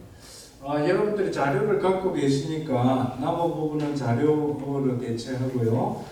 그래서 저는 감히 좀 약간 무서운 이야기지만 자본주의 사회에 살고 있지만 자본과 헤어질 결심을 해야 된다. 이게 저희 결론입니다. 나중에 질문이 있다면 또 보충 말씀드리겠습니다. 고맙습니다. 감사드려요. 정말 그 많은 내용을 쉽게 또 전해주시면서도 이렇게 경각심을 많이 불러일으켜서 사회정책하는 학자로서도 약간 이렇게 머리를 맞은 듯한 느낌이 있었는데 여러분도 그러셨으리라고 생각이 되어요. 다시 한번 강수절 교수님께 감사 인사 드리고요. 다음으로는 김찬희 녹색당 대표님께서 이제 담론을 같이 시작을 하실 텐데 제가 짧게 김찬희 대표님을 소개해드리겠습니다. 지금 현재 녹색당 대표로 계시고 서울대학교 경제학과에서 학사를 하시고 공부하시고 주요 경력으로는 기본소득 한국네트워크 운영위원이고 선거제도 개혁연대 대표이십니다. 저서로는 기본소득 101, 그다음에 피막골에 내려온 남산의 토끼, 공동 저서이지만 아주 재밌는 책인데요. 그 밖에도 저는 이제 오늘 강수절 교수님께서 아래로부터의 운동과 위로부터의 어떤 정치적 활동을 말씀하셨는데 제가 사실 알고 있는 김찬희 대표님께서는 아래로부터의 운동을 상당히 오랜 기간 또 하오셨던 분이십니다. 그래서 그 운동의 역사를 거쳐서 정치를 또 하시겠다고 결정하시고 녹색당 대표가 되신 그 과정도 궁금하기도 한데요. 그 부분은 이제 나중에 말씀해 주실 것 같은데 먼저 김찬희 대표님을 박수로 모시고 짧게 그 강수돌 교수님께서 오늘 강의하신 것에 대해서 느끼신 바와 또 생각을 같이 함께 먼저 나눠주시길 부탁드리겠습니다. 박수로 모시도록 하겠습니다. 네, 너무 잘했으니까 저희 녹색당 소개 1분만 하고 질문 드리도록 하겠습니다. 저희는 녹색당이고요. 영어로 Green Party Korea입니다. 그래서 환경운동연합이나 녹색연합하고 좀 구분해 주시면 좋을 것 같아요. 나중에 보면 녹색연합하고 녹색당 헷갈리시는 분들이 많더라고요. 녹색연합 환경운동연합은 환경단체고요. 저희는 정당. 정당의 목표는 뭔지 아시죠? 정치입니다. 물론 정치는 저희는 원내 정치에만 가두지는 않습니다. 원내 정치가 필요하고 기후위기 현장에서 현장 정치가 필요하고 최근에 9.23 기후적인 행진을 했던 것처럼 거리의 정치도 필요하다고 봅니다. 이 세 가지를 정치로 엮어서 해내는 정당이다. 그렇게 녹색당을 기억해 주시면 좋겠고요. 좀 전에 봤던 페트라 켈리가 만들었던 독일 녹색당 같은 당입니다. 전 세계의 녹색당이 100여 개 정도가 있고요. 그 100여 개의 정당이 올해 6월에 인천 송도에 모여서 3박 4일 동안 세계 녹색당 총회를 했어요. 모르셨죠? 이게 저희 당의 문제입니다. 열심히 하는데요. 몰라. 방송에서 보도를 안 해줘. 저한테 인터뷰 와야 되는 거 아니고 누가 KBS와 YTN이 안 와. 2개의 정당만 쫓아. 그래서 아까 강수도 선생님이 말했던 이런 상태에 온 겁니다. 이 친구가. 이 점에서 이걸 해결해야 된다고 생각하는 당이고요. 세계 녹색당에 대해서는 이런 오해가 있어요. 환경 정당인 겁니다. 물론 환경을 제일 중시합니다. 근데 환경만 생각하는 정당이 아니고 조금만 설명해 드리면 저희는 6대 가치가 있는데요. 아까 말씀드렸던 전 세계 100개 정당이 6개 가치를 함께 지켜야 녹색당이라고 함께 그 글로벌 그린스라는 세계 녹색당 대회에 포함시켜 줍니다. 저희도 포함되어 있고요. 6개가 뭔가 하면 첫 번째 생태적 지혜. 전 이 말을 할 때마다 약간 떨려요. 가슴이. 생태적 지혜. 생태에 대한 지혜입니다. 두 번째는 사회 정의. 중요한 얘기죠. 세 번째가 참여민주주의. 네 번째가 비폭력. 다섯 번째가 서스테이너빌리티, 지속가능성. 마지막에 다양성 옹호. 이렇게 6가지 가치를 녹색당 6대 원칙이라고 합니다. 이거 좀 기억해 주시고요. 하나만 더 말씀드리고 싶은 거는 저희는 아직은 원외 정당입니다. 좀 국회의원이 없는 걸 원외 정당이라고 그러죠. 저는 굉장히 지금 자부심을 느끼는 게 이 행사 있죠? 이 행사 전체 행사 중에서 정치인들이 나오잖아요. 제가 유일하게 국회의원이 아닙니다. 그만큼 이 문제가 중대한 문제라고 이 주체, 이걸 준비하신 분들이 느끼고 있다고. 저는 너무 감사하기도 하고 그걸 함께 그 뜻이 뭘까를 함께 나누는 게 굉장히 중요하다고 보고요. 유럽에는 이미 아까 보셨겠지만 독일이 집권 여당이고요. 물론 열린 여당이지만 독일의 독일을 포함해서 8개, 유럽의 8개지요. 독일, 오스트리아, 벨기에, 아일랜드 이런 나라가 다 녹색당이 집권 여당입니다. 여러분들이 지지해 주신다면 언젠가 우리나라의 집권 여당이 되어서 이 기후학당 국가를 바꾸는 실천을 해보는 게 꿈입니다. 일단 녹색당 소개를 하겠습니다. 네, 강소희 교수님에 대해서 느끼면서 정말 강소희 교수님 평소에 제가 많이 존경했고 80년대, 90년대도 교수님의 책을 읽으면서 청년 시절을 보냈습니다. 근데 이렇게 2023년에 옆에서 이렇게 제가 함께 How dare 감히 이게 대화를 나눌지는 몰랐습니다. 너무 기쁘고요. 네, 강소희 교수는 워낙 젊은 시절에 또 치열하게 보내신 분이고 이 도시의 또 도시나 농촌 현장에서 직접 싸워오신 분이기 때문에 이게 치열하게 싸워오신 분들일수록 좀 죄송하지만 나이가 들면 개인적 실천, 마음의 실천 이걸 좀 강조하는 경향이 있다는 걸 제가 모르지 않습니다. 저도 나이가 들어가니까 굉장히 중요한 상황인데 제가 들으면서 조금 느꼈어요. 제가 느낀 아쉬움은 이 젊은이들과 함께 대화하고 있는데 아무리 젊었을 때 많이 하셨다 하더라도 이 싸우는 거에 대해서 너무 적게 얘기하신 게 아닌가. 기후학당이 있으면 이 기후학당이 여기 있잖아요. 여기 계신 하동에 있지 않거든요. 하동에 기후학당이 적어요.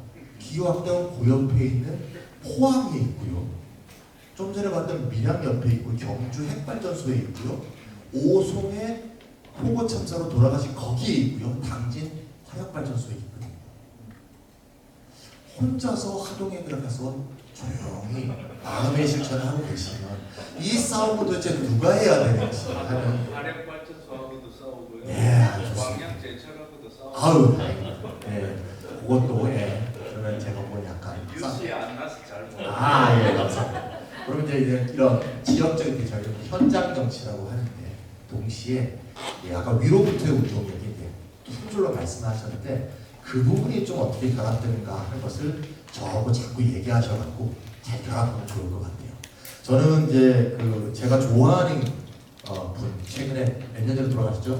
이승윤 교수님 잘 아시겠지만 에릭 올린라이트 굉장히 제가 존경하는 교수인데 아마 강수희 교수님 잘 아실 겁니다. 네, 에릭 올린라이트가 이제 그렇죠. 네.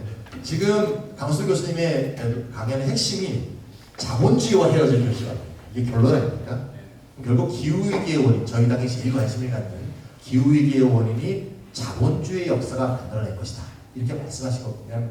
저는 청중들한테 사실 제시해야 될 게 어떻게 자본주의와 이별할 것인가.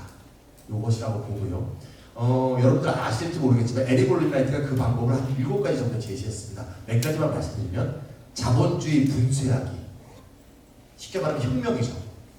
쉽게 말하면 이거는 91년도 소련이 망하면서 많은 설득력을 잃었다고 봅니다. 그 외에도 많은 이유가 있죠. 짧게 말씀드리면. 두 번째는 자본주의 길들이기 같은 방법이 있는데요.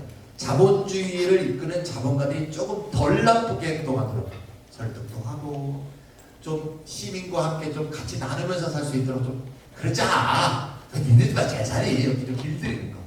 이게 이제 역사적으로 사회민주주의라고 하죠. 최근에 스웨덴의 두 번째 정당이 스웨덴 극우정당이 제2정당이 됐다는 얘기를 듣면 참 이 사민주의도 참 뒤가 참 걱정이 된다는 생각이 들어요. 또는 자본주의에 저항하기, 자본주의 해치하기 이런 게 많은데 약간 제가 강수호 교수님이 많이 말씀하시는 건 자본주의 벗어나기 같아요. 자본주의 산업민명으로부터 좀 벗어나자. 벗어난 삶을 살자. 벗어난 곳에 살면서 정말 자본주의 산업의 이 시스템으로부터 벗어나고서 새로운 실천들을 해나가자. 물론 그게 개인적 실천만은 아닐 겁니다. 아까 협동조합도 말씀했듯이 사회적 실천도 포함될 텐데 과연 이 자본주의 현장에서 벗어나는 것으로 이 문제를 해결할 수 있을 것인가 내가 질문을 던지고 싶고요. 많은 학생들하고 제가 이제 많이 젊은이들, 저희 당에는 젊은이들이 굉장히 많습니다. 예, 청소년 녹색당도 있고 청년 녹색당도 있으니까 여러분들도 청년 녹색당에 가입할 수 있습니다. 물론 녹색당도 될 수 있고 많이 만나보면 이런 얘기를 합니다. 농촌으로 가는 거 굉장히 저희 당에서 농촌이 제일 중시하고 농촌이 없으면 도시가 죽는다고 생각하고 귀촌 귀농을 굉장히 제일 중시하는 정당인데 동시에 모든 사람이 다 농촌으로 갈 수 없다는 것도 저희는 생각을 해요. 저는 도시에 계신 분들이 도시에서 살 수 있는 방법, 도시에서 살 수 있게 이 도시를 바꾸는 거 이게 굉장히 중요하다고 생각합니다. 주택의 문제, 교통의 문제, 도시에서의 소득의 문제 이런 문제를 해결해야 된다는 게 저희들 항상 생각하거든요. 그래서 교수님이 이런 도시에서의 싸움과 농촌에서의 싸움, 또 도시에서의 구조 변화, 도시에서 구조 변화는 어차피 권력과 정치가 수반되지 않으면 힘들죠. 좀 위로부터의 변화가 있어야 되거든요. 사실 비행기 안 타기 운동 할 수 있잖아요. 근데 가장 좋은 방법은 국내에 항공편을 없애버리는 거예요. 프랑스는요 몇십 킬로 이상의 이내의 비행기를 다 금지시켰어요. 이게 위에서 할 수 있는 거예요. 제도 변화로 이렇게 하면요 한꺼번에 바뀔 수 있어요. 한 가지만 말씀드리고 싶은 건 우리나라의 플라스틱 아까 얘기했잖아요. 이 플라스틱 병. 그러니까 공유팀이 나쁘시죠. 이게 1년에 100개 만드시냐 하셨어요. 우리나라에서 30억 개 만들죠. 30억 개. 어우 끔찍하죠. 그래서 요거 하나 덜 써야지. 나는 오늘 텀블러. 집에 갔더니 텀블러가 20개야. 옷에 맞춘 텀블러가 있어. 흰색 옷 블럭, 녹색 블럭이죠. 근데 어쨌건 이 30억 개에 나오는 탄소 배출이 있을 거 아닙니까? 그래서 오늘 갑자기 정부가 이 플라스틱 병을 금지한다 이렇게 했어요. 30억 개 생산이 안 되겠죠. 그만큼 탄소 배출이 안 되겠죠. 정말 좋은 일이죠. 흐뭇하시죠? 그런데요. 지금 삼척에는 화력발전소가 2개가 지어지고 있어요. 곧 하나가 가동을 시작합니다. 삼척 화력발전소. 그거 없애는 법을 저희 당에서 만들었어요. 4명 위원회 중에 3명이 당원이에요. 만들었는데 이 법안을 발의할 의원이 없어. 정말 와 녹색당 의원이 없잖아요. 그래서 정의당 의원한테 부탁해서 대표 발의했어요. 물론 정의당도 열심히 하고 계신데 우리가 만든 겁니다. 우리가 발의하고 싶잖아. 이거 없어요. 그러니까 여러분들이 내년 총선입니다. 네. 아직은 불법성 보도가 아니니까. 근데 지금 화력발전소 2개가 만들어져요. 여러분 우리나라 화력발전소 몇 개인지는 아세요? 저는 제가 혼자 강연하면 항상 못해보여요. 우리나라에 석탄으로 돌아가는 화력발전소가 몇 개일까요? 석탄 화력발전소. LNG도 아니고 10여 개, 20여 개, 30여 개, 40여 개, 50여 개, 60여 개, 몇 개일까요? 여러분 역시 우리 강수월 교수가 미리 그렇게 답을 말하면 재미가 없어요. 원래는 관객은 틀려줘야 강연자가 흥이 나거든요. 보통 물어보면 20여 개, 30여 개라고 해요. 50여 개를 돌파해서요. 강수월 교수님 현재는 61개예요. 삼척에서 2개 지으면 63개가 돼요. 우리나라 발전에 석탄 발전이 42%예요. 그래서 전기자동차가 문제 해결이 안 되는 거예요. 전기자동차는 내가 탄소를 배출 안 하지. 이 만든 전기의 42%는 탄소 배출하고 만든 거고요. 나머지 20%는 또 LNG예요. 60 몇 프로가 화석연료 떼어서 만든 거. 거기서 탄소 나오나 내가 안 나오나 그게 그거지. 이런 거를 개인적 그린워싱이라고 합니다. 정신승리죠. 뭐 그린 정신승리. 나는야 전기자동차 타는 사람 이러면 안 된다. 이걸 바꿔야죠. 근데 석탄 화력발전소가 지금 지어지고 있는데요. 이 2개가 건설되면 나오는 연간 탄소 배출이 1200만 톤. 우리나라가 연간 7억 톤 정도가 나옵니다. 1200만 톤. 그러면 이 30억 개를 안 내서 줄어드는 탄소 배출의 80배가 나와요. 이거 30억 개 안 만들어도 석탄 발전소 2개 만들면 그거 80배가 나온다니까요. 그러니까 이거를 그럼 누가 저지하느냐? 제가 거기 앞에서 시위도 했고 굴뚝에 올라가서 진짜 잡혀가고 싶었어요. 근데 그래도 이게 안 없어진다는 걸 안다는 거. 그래서 위로부터의 권력 투쟁, 위로부터의 정치 투쟁 이거에 대해서 계속 관심을 좀 가져야겠다. 이 부분에서는 어느 정도의 비중을 갖고 관계에서 생각하시는지 거기에 대해서 제일 궁금했습니다. 저도 말이 좀 길어져서 이 정도만 그치도록 하겠습니다. 감사합니다.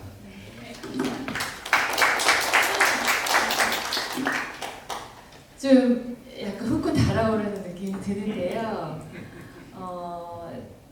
김찬희 대표님께서는 강하게 또한 지금 생생하게 개인들이 페트병을 모두 안 쓴다고 가정했다고 하더라도 화력 발전이 새로 지어지는 것을 제지하지 못하면은 80배가 어차피 더 만들어지기 때문에 위로부터의 정치적인 제재, 그러니까 정치적 운동이라고 이제 표현하셨는데요.가 매우 중요하다에 대해서 이제 또 피력하시면서 강수재 교수님께 의견을 또 물으셨습니다. 바로 이어서 한번 의견 들어보겠습니다. 네, 그 재미있고 좋은 말씀 감사하고요. 크게 두 가지가 될 것 같은데 아까 그 페트병 이야기와 발전소부터 이야기하면요. 저도 당연히 동의하죠. 그리고 개인적인 실천을 상쇄해버리는 구조적인 문제, 제도적인 문제, 정책적인 문제 당연히 중요하죠. 그런데 그 구조적인 변화를 추동하는 힘이 어디에서 나오는가? 그것은 권력을 장악하고 있는 정당이나 그 정당의 그 활동가들뿐만 아니라 저는 더 중요하게는 그 사람들이 권력을 잡도록 만들어주는 풀뿌리 민중이라는 거예요. 풀뿌리 민중들이 대학 입시와 취업 이외의 공부를 안이하다 보니까 저 자신도 화력발전소가 61개인 걸 모를 정도로 그러니까 보통 사람들은 몇 개인지 관심도 없잖아요. 그러니까 이제 바로 그런 점에서 이런 문제의 심각성을 알아야 되고 그런 게 기초가 되고 토론이 되고 여론이 변하면서 언론이 주목하고 그러면 정책이 변하기 시작하고 법률이 만들어지기 시작하고 저는 이런 동태적인 과정에 좀 주목해야 된다. 그냥 투표만 잘한다고 되는 게 아니라 그 투표를 이끌어내는 미시적인 기초는 바로 우리들이고 평소에 공부하고 토론하고 변화하는 모습이 있어야 된다라고 보고요. 그 다음에 이제 제가 개인적인 실천, 나부터 실천을 상당히 많이 중요시하는데 구조적인 문제를 몰라서가 아니라 구조적으로 왜 못하느냐라고 지적하기 위해서라도 이 손가락에 힘이 들어가려면 니는 어떻게 하는데? 라고 했을 적에 내가 대답할 준비가 되어 있어야 된다는 거예요. 쉽지는 않아요. 예를 들면 내가 자전거를 타고 다니면서 화력발전소 문제나 LNG 문제나 핵발전소 문제를 지적하면 좋은데 시간이 없고 원거리고 힘이 드니까 편하게 자동차를 타고 다니면서 그럼 당신은 이 자동차 타고 다니면서 가스 나오고 이산화탄소 나오고 화석에너지 쓰는 거 어떡할래? 라고 했을 때 내가 이야기하는 거에 힘이 덜 실리게 되죠. 근데 저는 그런 논리를 좀 이야기하고 그래서 오히려 이제 진짜 힘을 반박하기 위해서라기보다 진짜 제대로 된 이런 우리의 대안적인 아이디어들이 현실적인 힘을 발휘하기 위해서라도 마지막 선거법을 개정해서 정당에 힘을 실어주는 그런 제도도 필요하겠지만 그 미시적인 기초로서 우리들이 대다수가 학습하고 토론하고 변화하는 과정을 통해서 삶의 양식 자체를 그러니까 자본주의 생산 양식을 포함한 우리들의 생산 소비 폐기에 이르는 모든 과정을 깊이 있게 성찰하는 과정이 필요하다. 저는 그렇게 말씀드리고요. 두 번째는 아까 에릭 올린 라이트 선생님의 자본주의를 어떻게 바꿀 것인가에서 몇 가지 이제 분쇄하기, 길들이기, 균열을 내기, 벗어나기 이제 이렇게 나열하시면서 말씀하신데, 제가 자본주의로부터 헤어질 결심을 이야기한 것은 단순히 공간적으로 시골로 들어가자가 아니라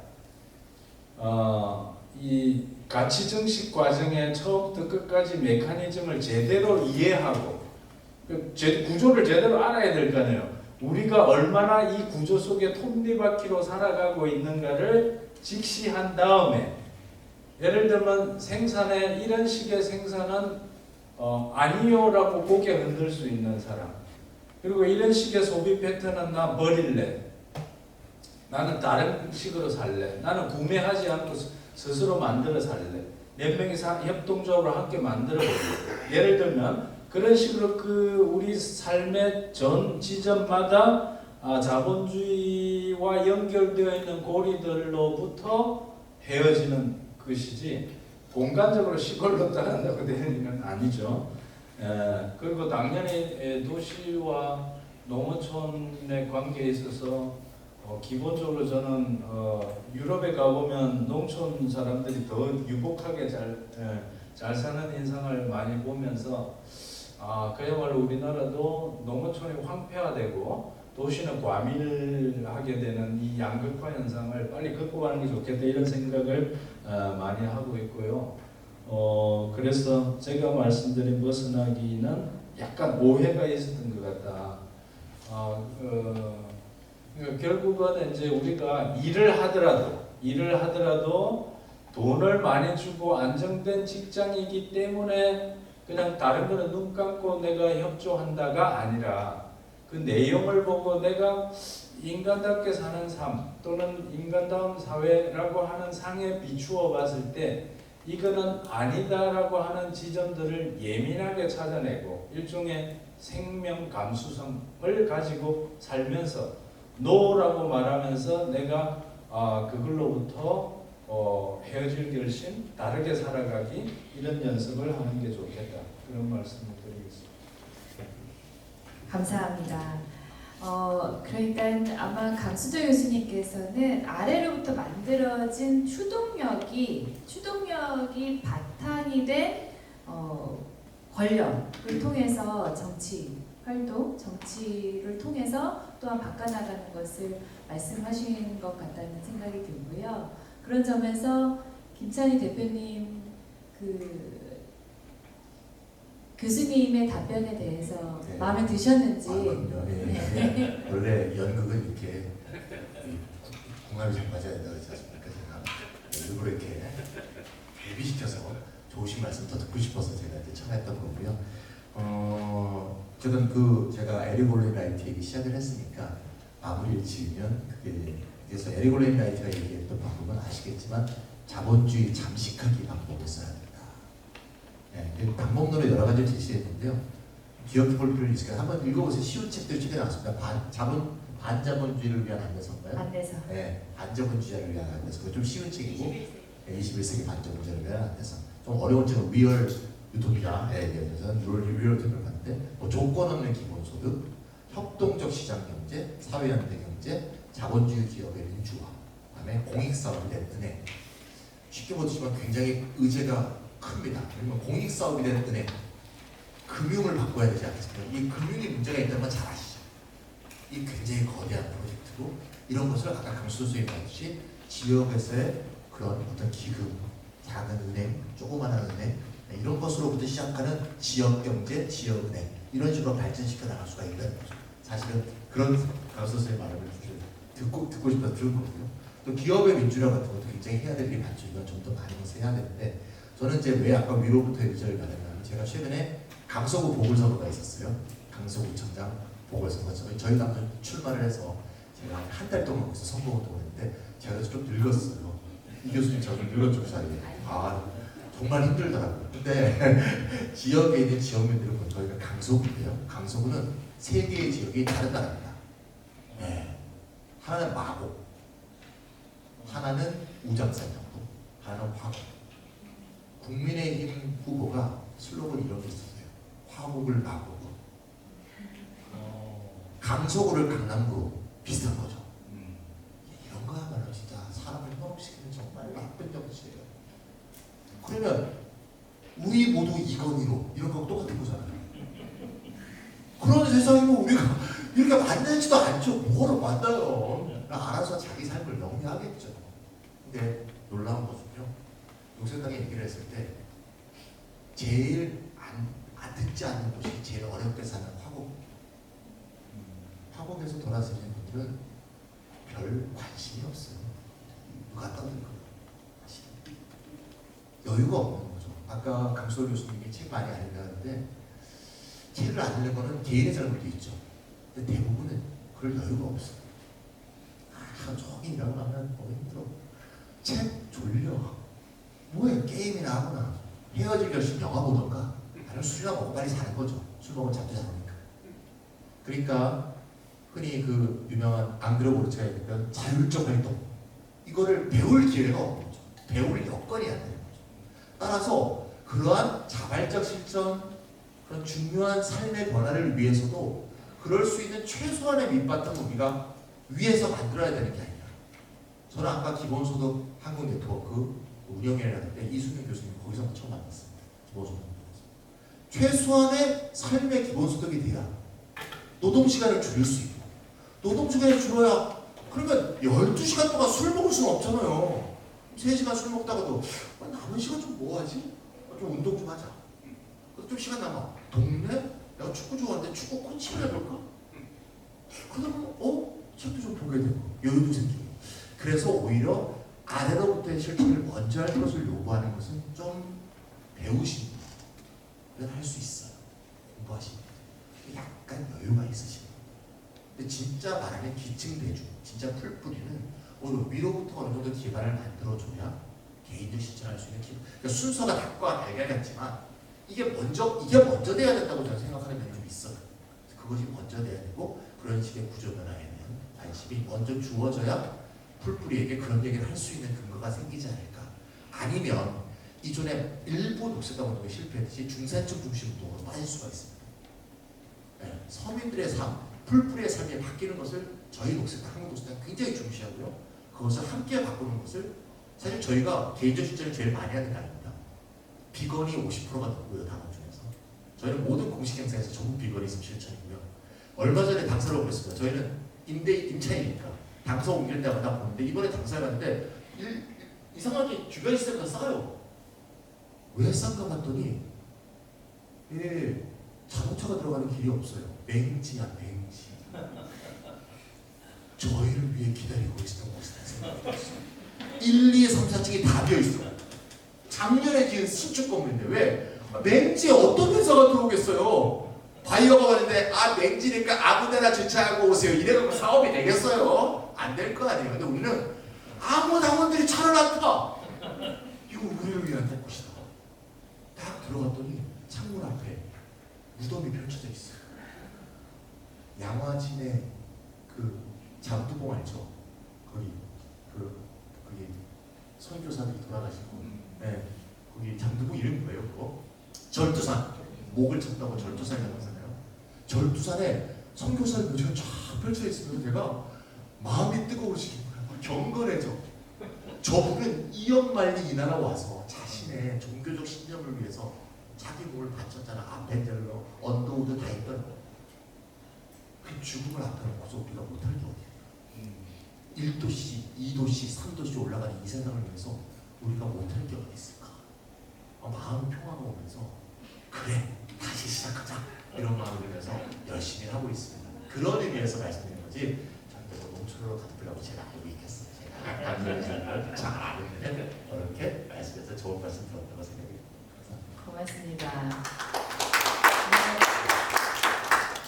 갑자기 두 분 말씀 들으니까 그 조지올의 1984에 나오는 말 중에 그 가둬두기 가장 좋은 방법은 갇혀있다는 걸 모르게 하는 거다 이런 말을 해요. 그런 의미에서 이 개개인 하나하나가 지금 자본주의 가치 증식 과정에서 어떻게 이 픽셀로 들어가 있는지를 깨닫는 거가 매우 중요하고 그래야 이제 위에서부터의 또한 권력이 제대로 작동하지 않을까.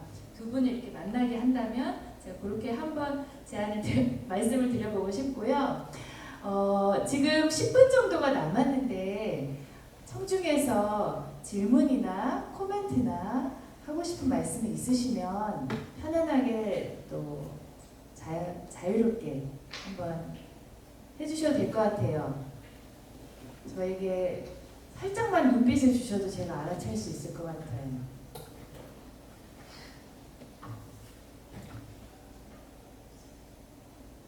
녹색당원은 어떻게 되나요? 이런 질문도 있을까요?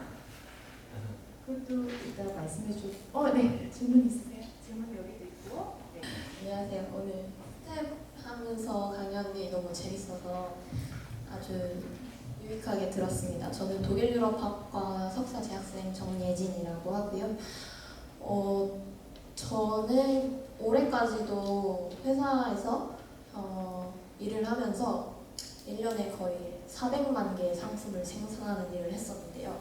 이게 굉장히 일을 하면서도 개인적으로 내가 이게 조금 이 지구한테 좀 잘못하고 있는 게 아닌가 라는 생각이 드는 순간들이 있었어요. 왜냐하면 이 상품들이 소비자들이 굉장히 많은 회사이고, 근데 이 상품에 얽혀져 있는 물론 큰 기업들도 있겠지만 소상공인이라든지 자그마한 소기업, 중기업도 아니고 소기업들이 굉장히 많은데 정부에서 위에서 내려온 그 정치가 만약에 환경을 위한 정책이 이렇게 발의가 된다면 오히려 대기업들은 순식간에 대응을 할 수 있지만 그 대기업들의 대응에 응해야 하는 소기업들은 그냥 도산 위기에 처하는 거죠.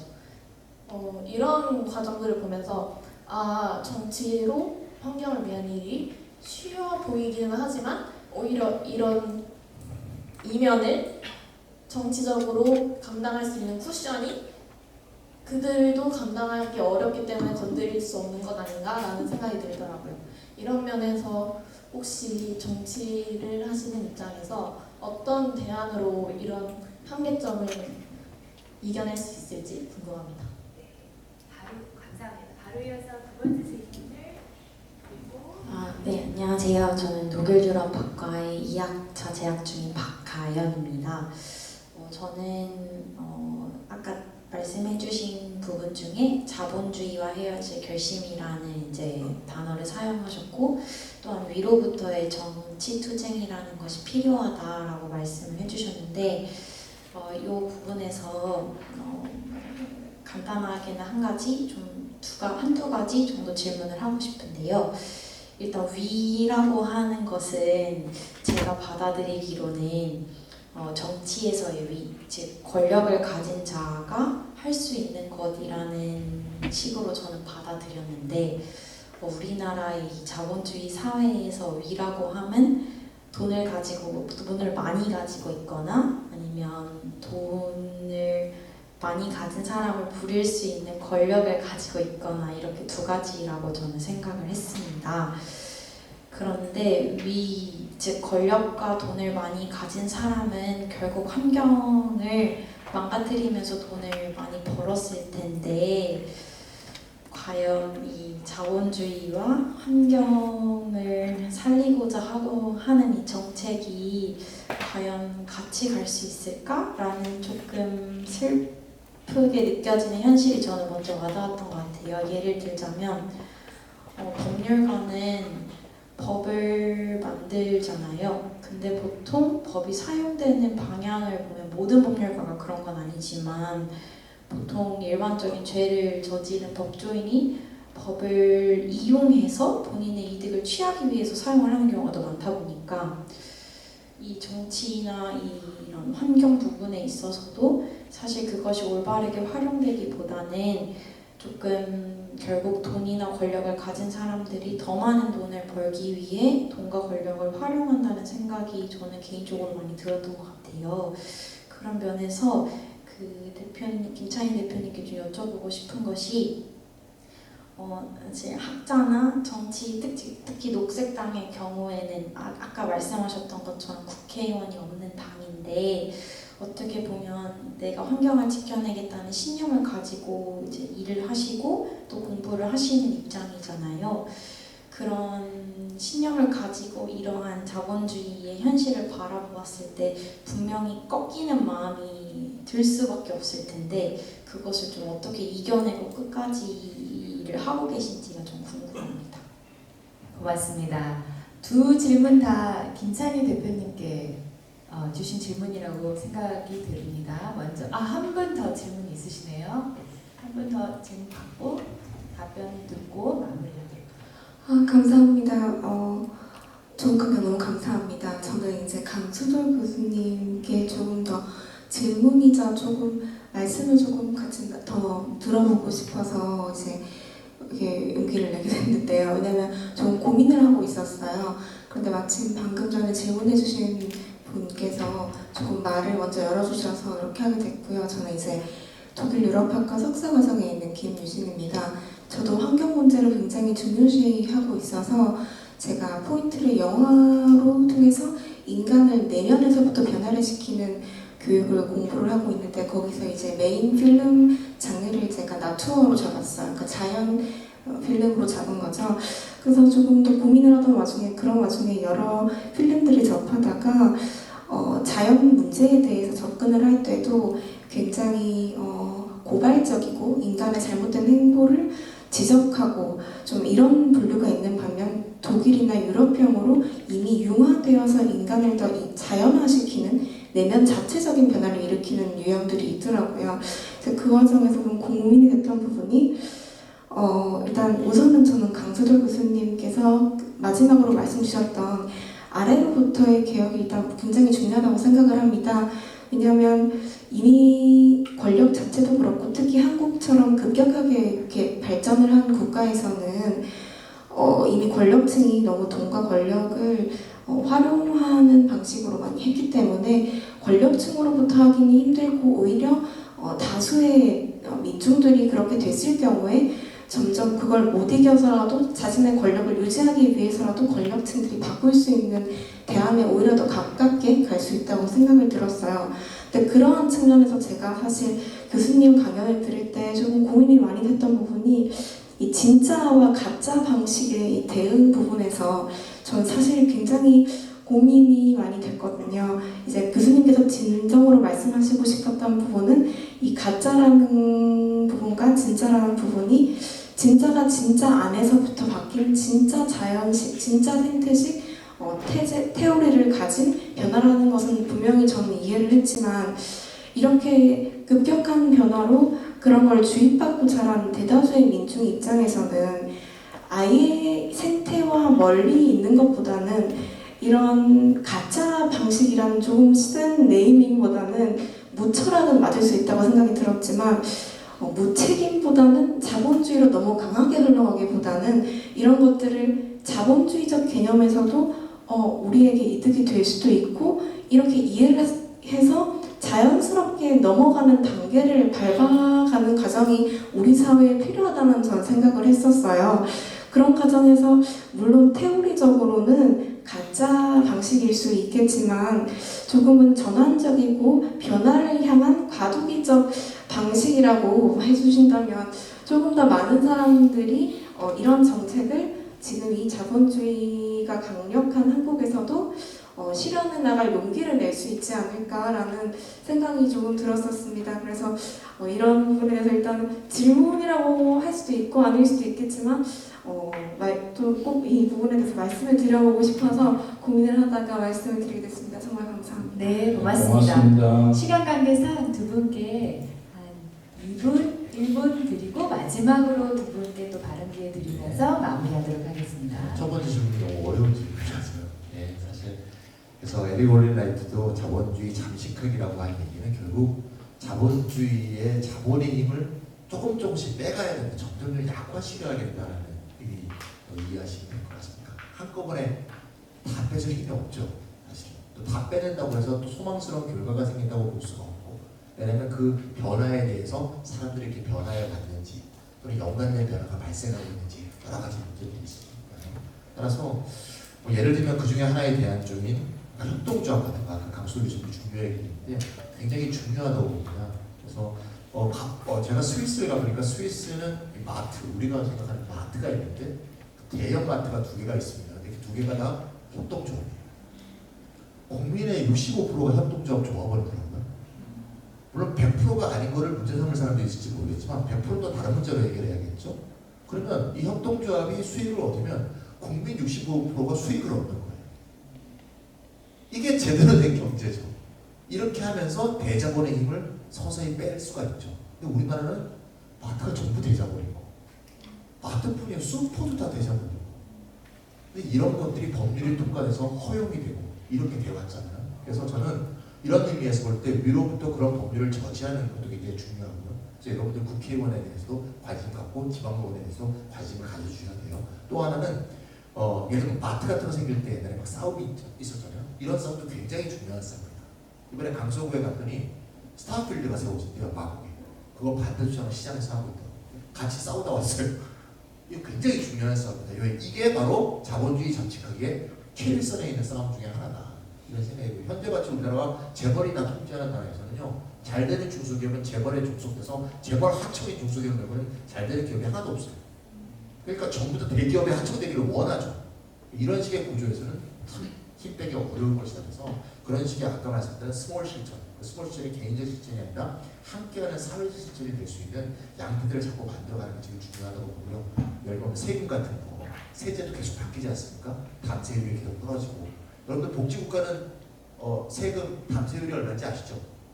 보통 국민 부담률이라고 하죠. 국민 부담률이 보통 소득의 48%, 49% 정도. 우리나라 26%, 27% 정도.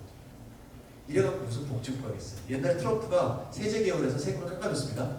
서민들이 좋아했어요. 왜? 자기 상비 60만 원 줄었거든요. 트럼프는 340억 줄었어요. 똑같은 세율을 줘도 부자는 세금을 확 줄고 가난한 사람이 약간 줄죠. 그런데 속으면 안 돼요. 속지 않도록 아까 강소월 교수님 많이 얘기했잖아요. 설득하고 학습하고 같이 얘기하고 굉장히 중요한 자본주의 잠식의 실천이다. 이런 말씀 해드리고 싶고요. 마지막으로 잠깐 말씀드리니까 어떻게 꺾이지 않는 마음으로 하려고 했는데요. 대답이 좀 황당할 것 같은데요. 이럴 때 보통은 뭐 이런 마음으로 뭐 이런 정신으로 이런 이념으로 이런 생각으로 이렇게 말씀하잖아요. 저는 그런 것도 당연히 있고요. 녹색당의 이 녹색 정치에 대한 신념도 하고 있습니다. 그럼 재미가 없죠. 사실은 딱 하나만 되라 그러면 네 죽은 친구들이 생각나서 꺾일 수가 없어요. 네, 저는 그게 제일 크고요. 그 죽었던 친구들이 생각나서 도저히 꺾일 수가 없어요. 예를 들면 종철이 박종철 같은 친구 생각나면 제 동기입니다. 학교 동기가 같은 서클에서 같이 학생운동을 했고 그래서 꺾일 수가 없어요. 여러분들 꺾일 수 없는 친구를 만드세요. 네. 네. 갑자기 숙연해지는데 1987 영화에 나오죠, 그죠? 예, 김유진 씨 질문 감사드리고요. 좀 가짜 방식으로 표현되었지만 그래도 과도기적으로 그런 거라도 있는 게 낫지 않느냐 이런 취지죠. 예. 저도 일단은 뭐 하는 척이라도 하는 거는 좋다고 생각을 해요. 그렇게 하면서 또 문제와 모순을 지적해서 또 한 걸음 더 나가게 하는 것도 방법인데, 근데 그 정도는 우리가 주장 안 해도 기업들이 하고 있어요. 그 정도 하는 건.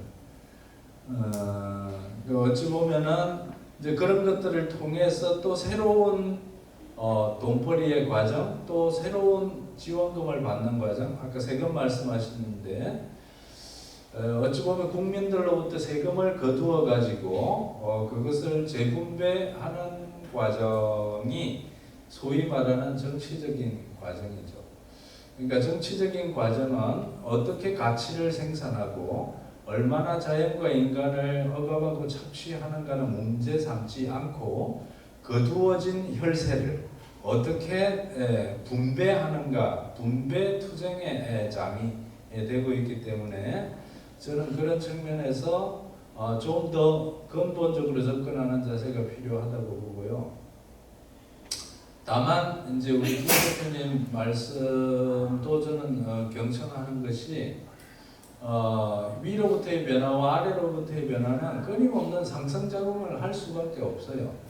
아무래도 제도적인 여건, 법적인 여건이 좋아지면 개인적인 실천을 하기에도 훨씬 편하거나 좀 더 보편적으로 할 가능성도 생기고, 또 그런 사람들이 많아질수록 또 새로운 제도와 법률과 프로그램을 만들 힘도 또 더 커지겠죠. 이제 그런 식으로 상승작용을 하는 것은 다 당연하고요. 그러니까 어느 게 더 우선적이고 이것만이 중요하다 이렇게 주장하기보다는 큰 차원에서 상호 상승작용을 하도록 서로 경청하고 손잡는 과정들이 필요하다고 생각합니다. 그 정도 말씀드립니다. 네, 감사합니다.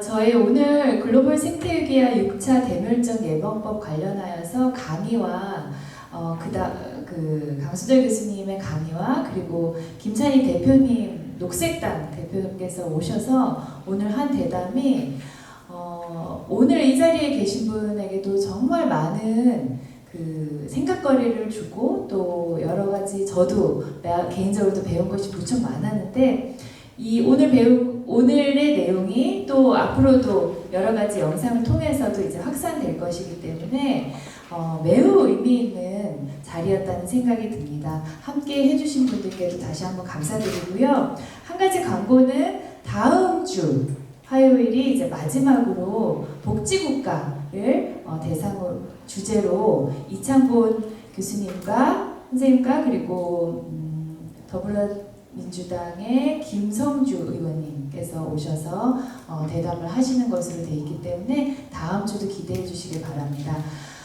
오늘 장시간 함께 해주신 여러분께 감사드리는데요. 마지막으로 그래도 1분 이하로 김찬희 대표님 먼저 그리고 이제 강수돌 교수님께서 오늘을 마무리하면서 하고 싶으신 말씀을 해주시면서 오늘 행사를 마무리하도록 하겠습니다. 네, 제가 존경하는 조철화 박사님이 강연에서 이런 말씀하신 적이 있어요. 1.5도씨가 올라도 인간은 살 수 있다. 2도, 3도 올라도 살 수 있다. 갑자기 다 죽는 거 아니다. 문제는 그만큼 온도가 올랐을 때 그 온도가 올라서 생긴 환경에 거기에 맞서서 우리가 서로 함께 나누고 살 준비가 되어 있는가. 이 질문하시더라고요. 난민 좀 들어왔다고 저 난민 쫓아내라, 이주민 쫓아내라, 왜 내 것 뺏어가느냐, 이런 정신 상태에서는 우리가 2도씨, 3도씨 올라가는 지구에서 버틸 수 없을 것이다. 하지만 그런 마음을 갖춘다면 우리가 거기서 반드시 살아나갈 수 있는 방법을 찾아내고 우리가 인류와 무색별 등을 다 구할 수 있는 해안을 찾아나갈 것이라고 봅니다. 그런 마음을 갖고 앞으로 살아갔으면 좋겠습니다. 감사합니다. 네, 지금 또 그 말씀 들으니까 생각이 나네요. 올해 나온 영화 중에 콘크리트 유토피아라고 일종의 재난을 주제로 한 영화인데 그 영화에서 제가 받은 느낌은 일종의 재난 공동체, 리베카 솔릿이라는 미국 비평가가 이 폐허를 응시하라라는 책에서 이야기하고 있는 재난 공동체의 메시지가 와닿았고요. 그 엄청난 지진 이후에 살아남은 건물 안에서 폐쇄적인 대한 공동체를 만들어 나가는 집단이 있는 반면에 저 허물어진 폐허 안에서 미처 허물어지지 않은 1층과 지하 그 허름한 공간에서 몇 명이라도 서로 부여잡고 함께 살자고 하는 제2의 재난 공동체를 마지막 장면에 보여주거든요. 저는 그게 진정한 대안이라고 보고 6차 대멸종이라고 하는 우리가 평범하게 지금 살고 있는 이 모습이 더 이상 불가능한 시점이 왔을 때 바로 그 영화의 메시지의 마지막 장면에 나오는 그런 마음을 가지고 그런 관계로서 공동체를 이루어가는 그런 자세를 우리가 지금부터라도 좀 문제의식을 갖고 체계적으로 학습도 하고 실천도 해나갔으면 좋겠다 이런 말씀을 드리겠습니다. 고맙습니다. 감사합니다.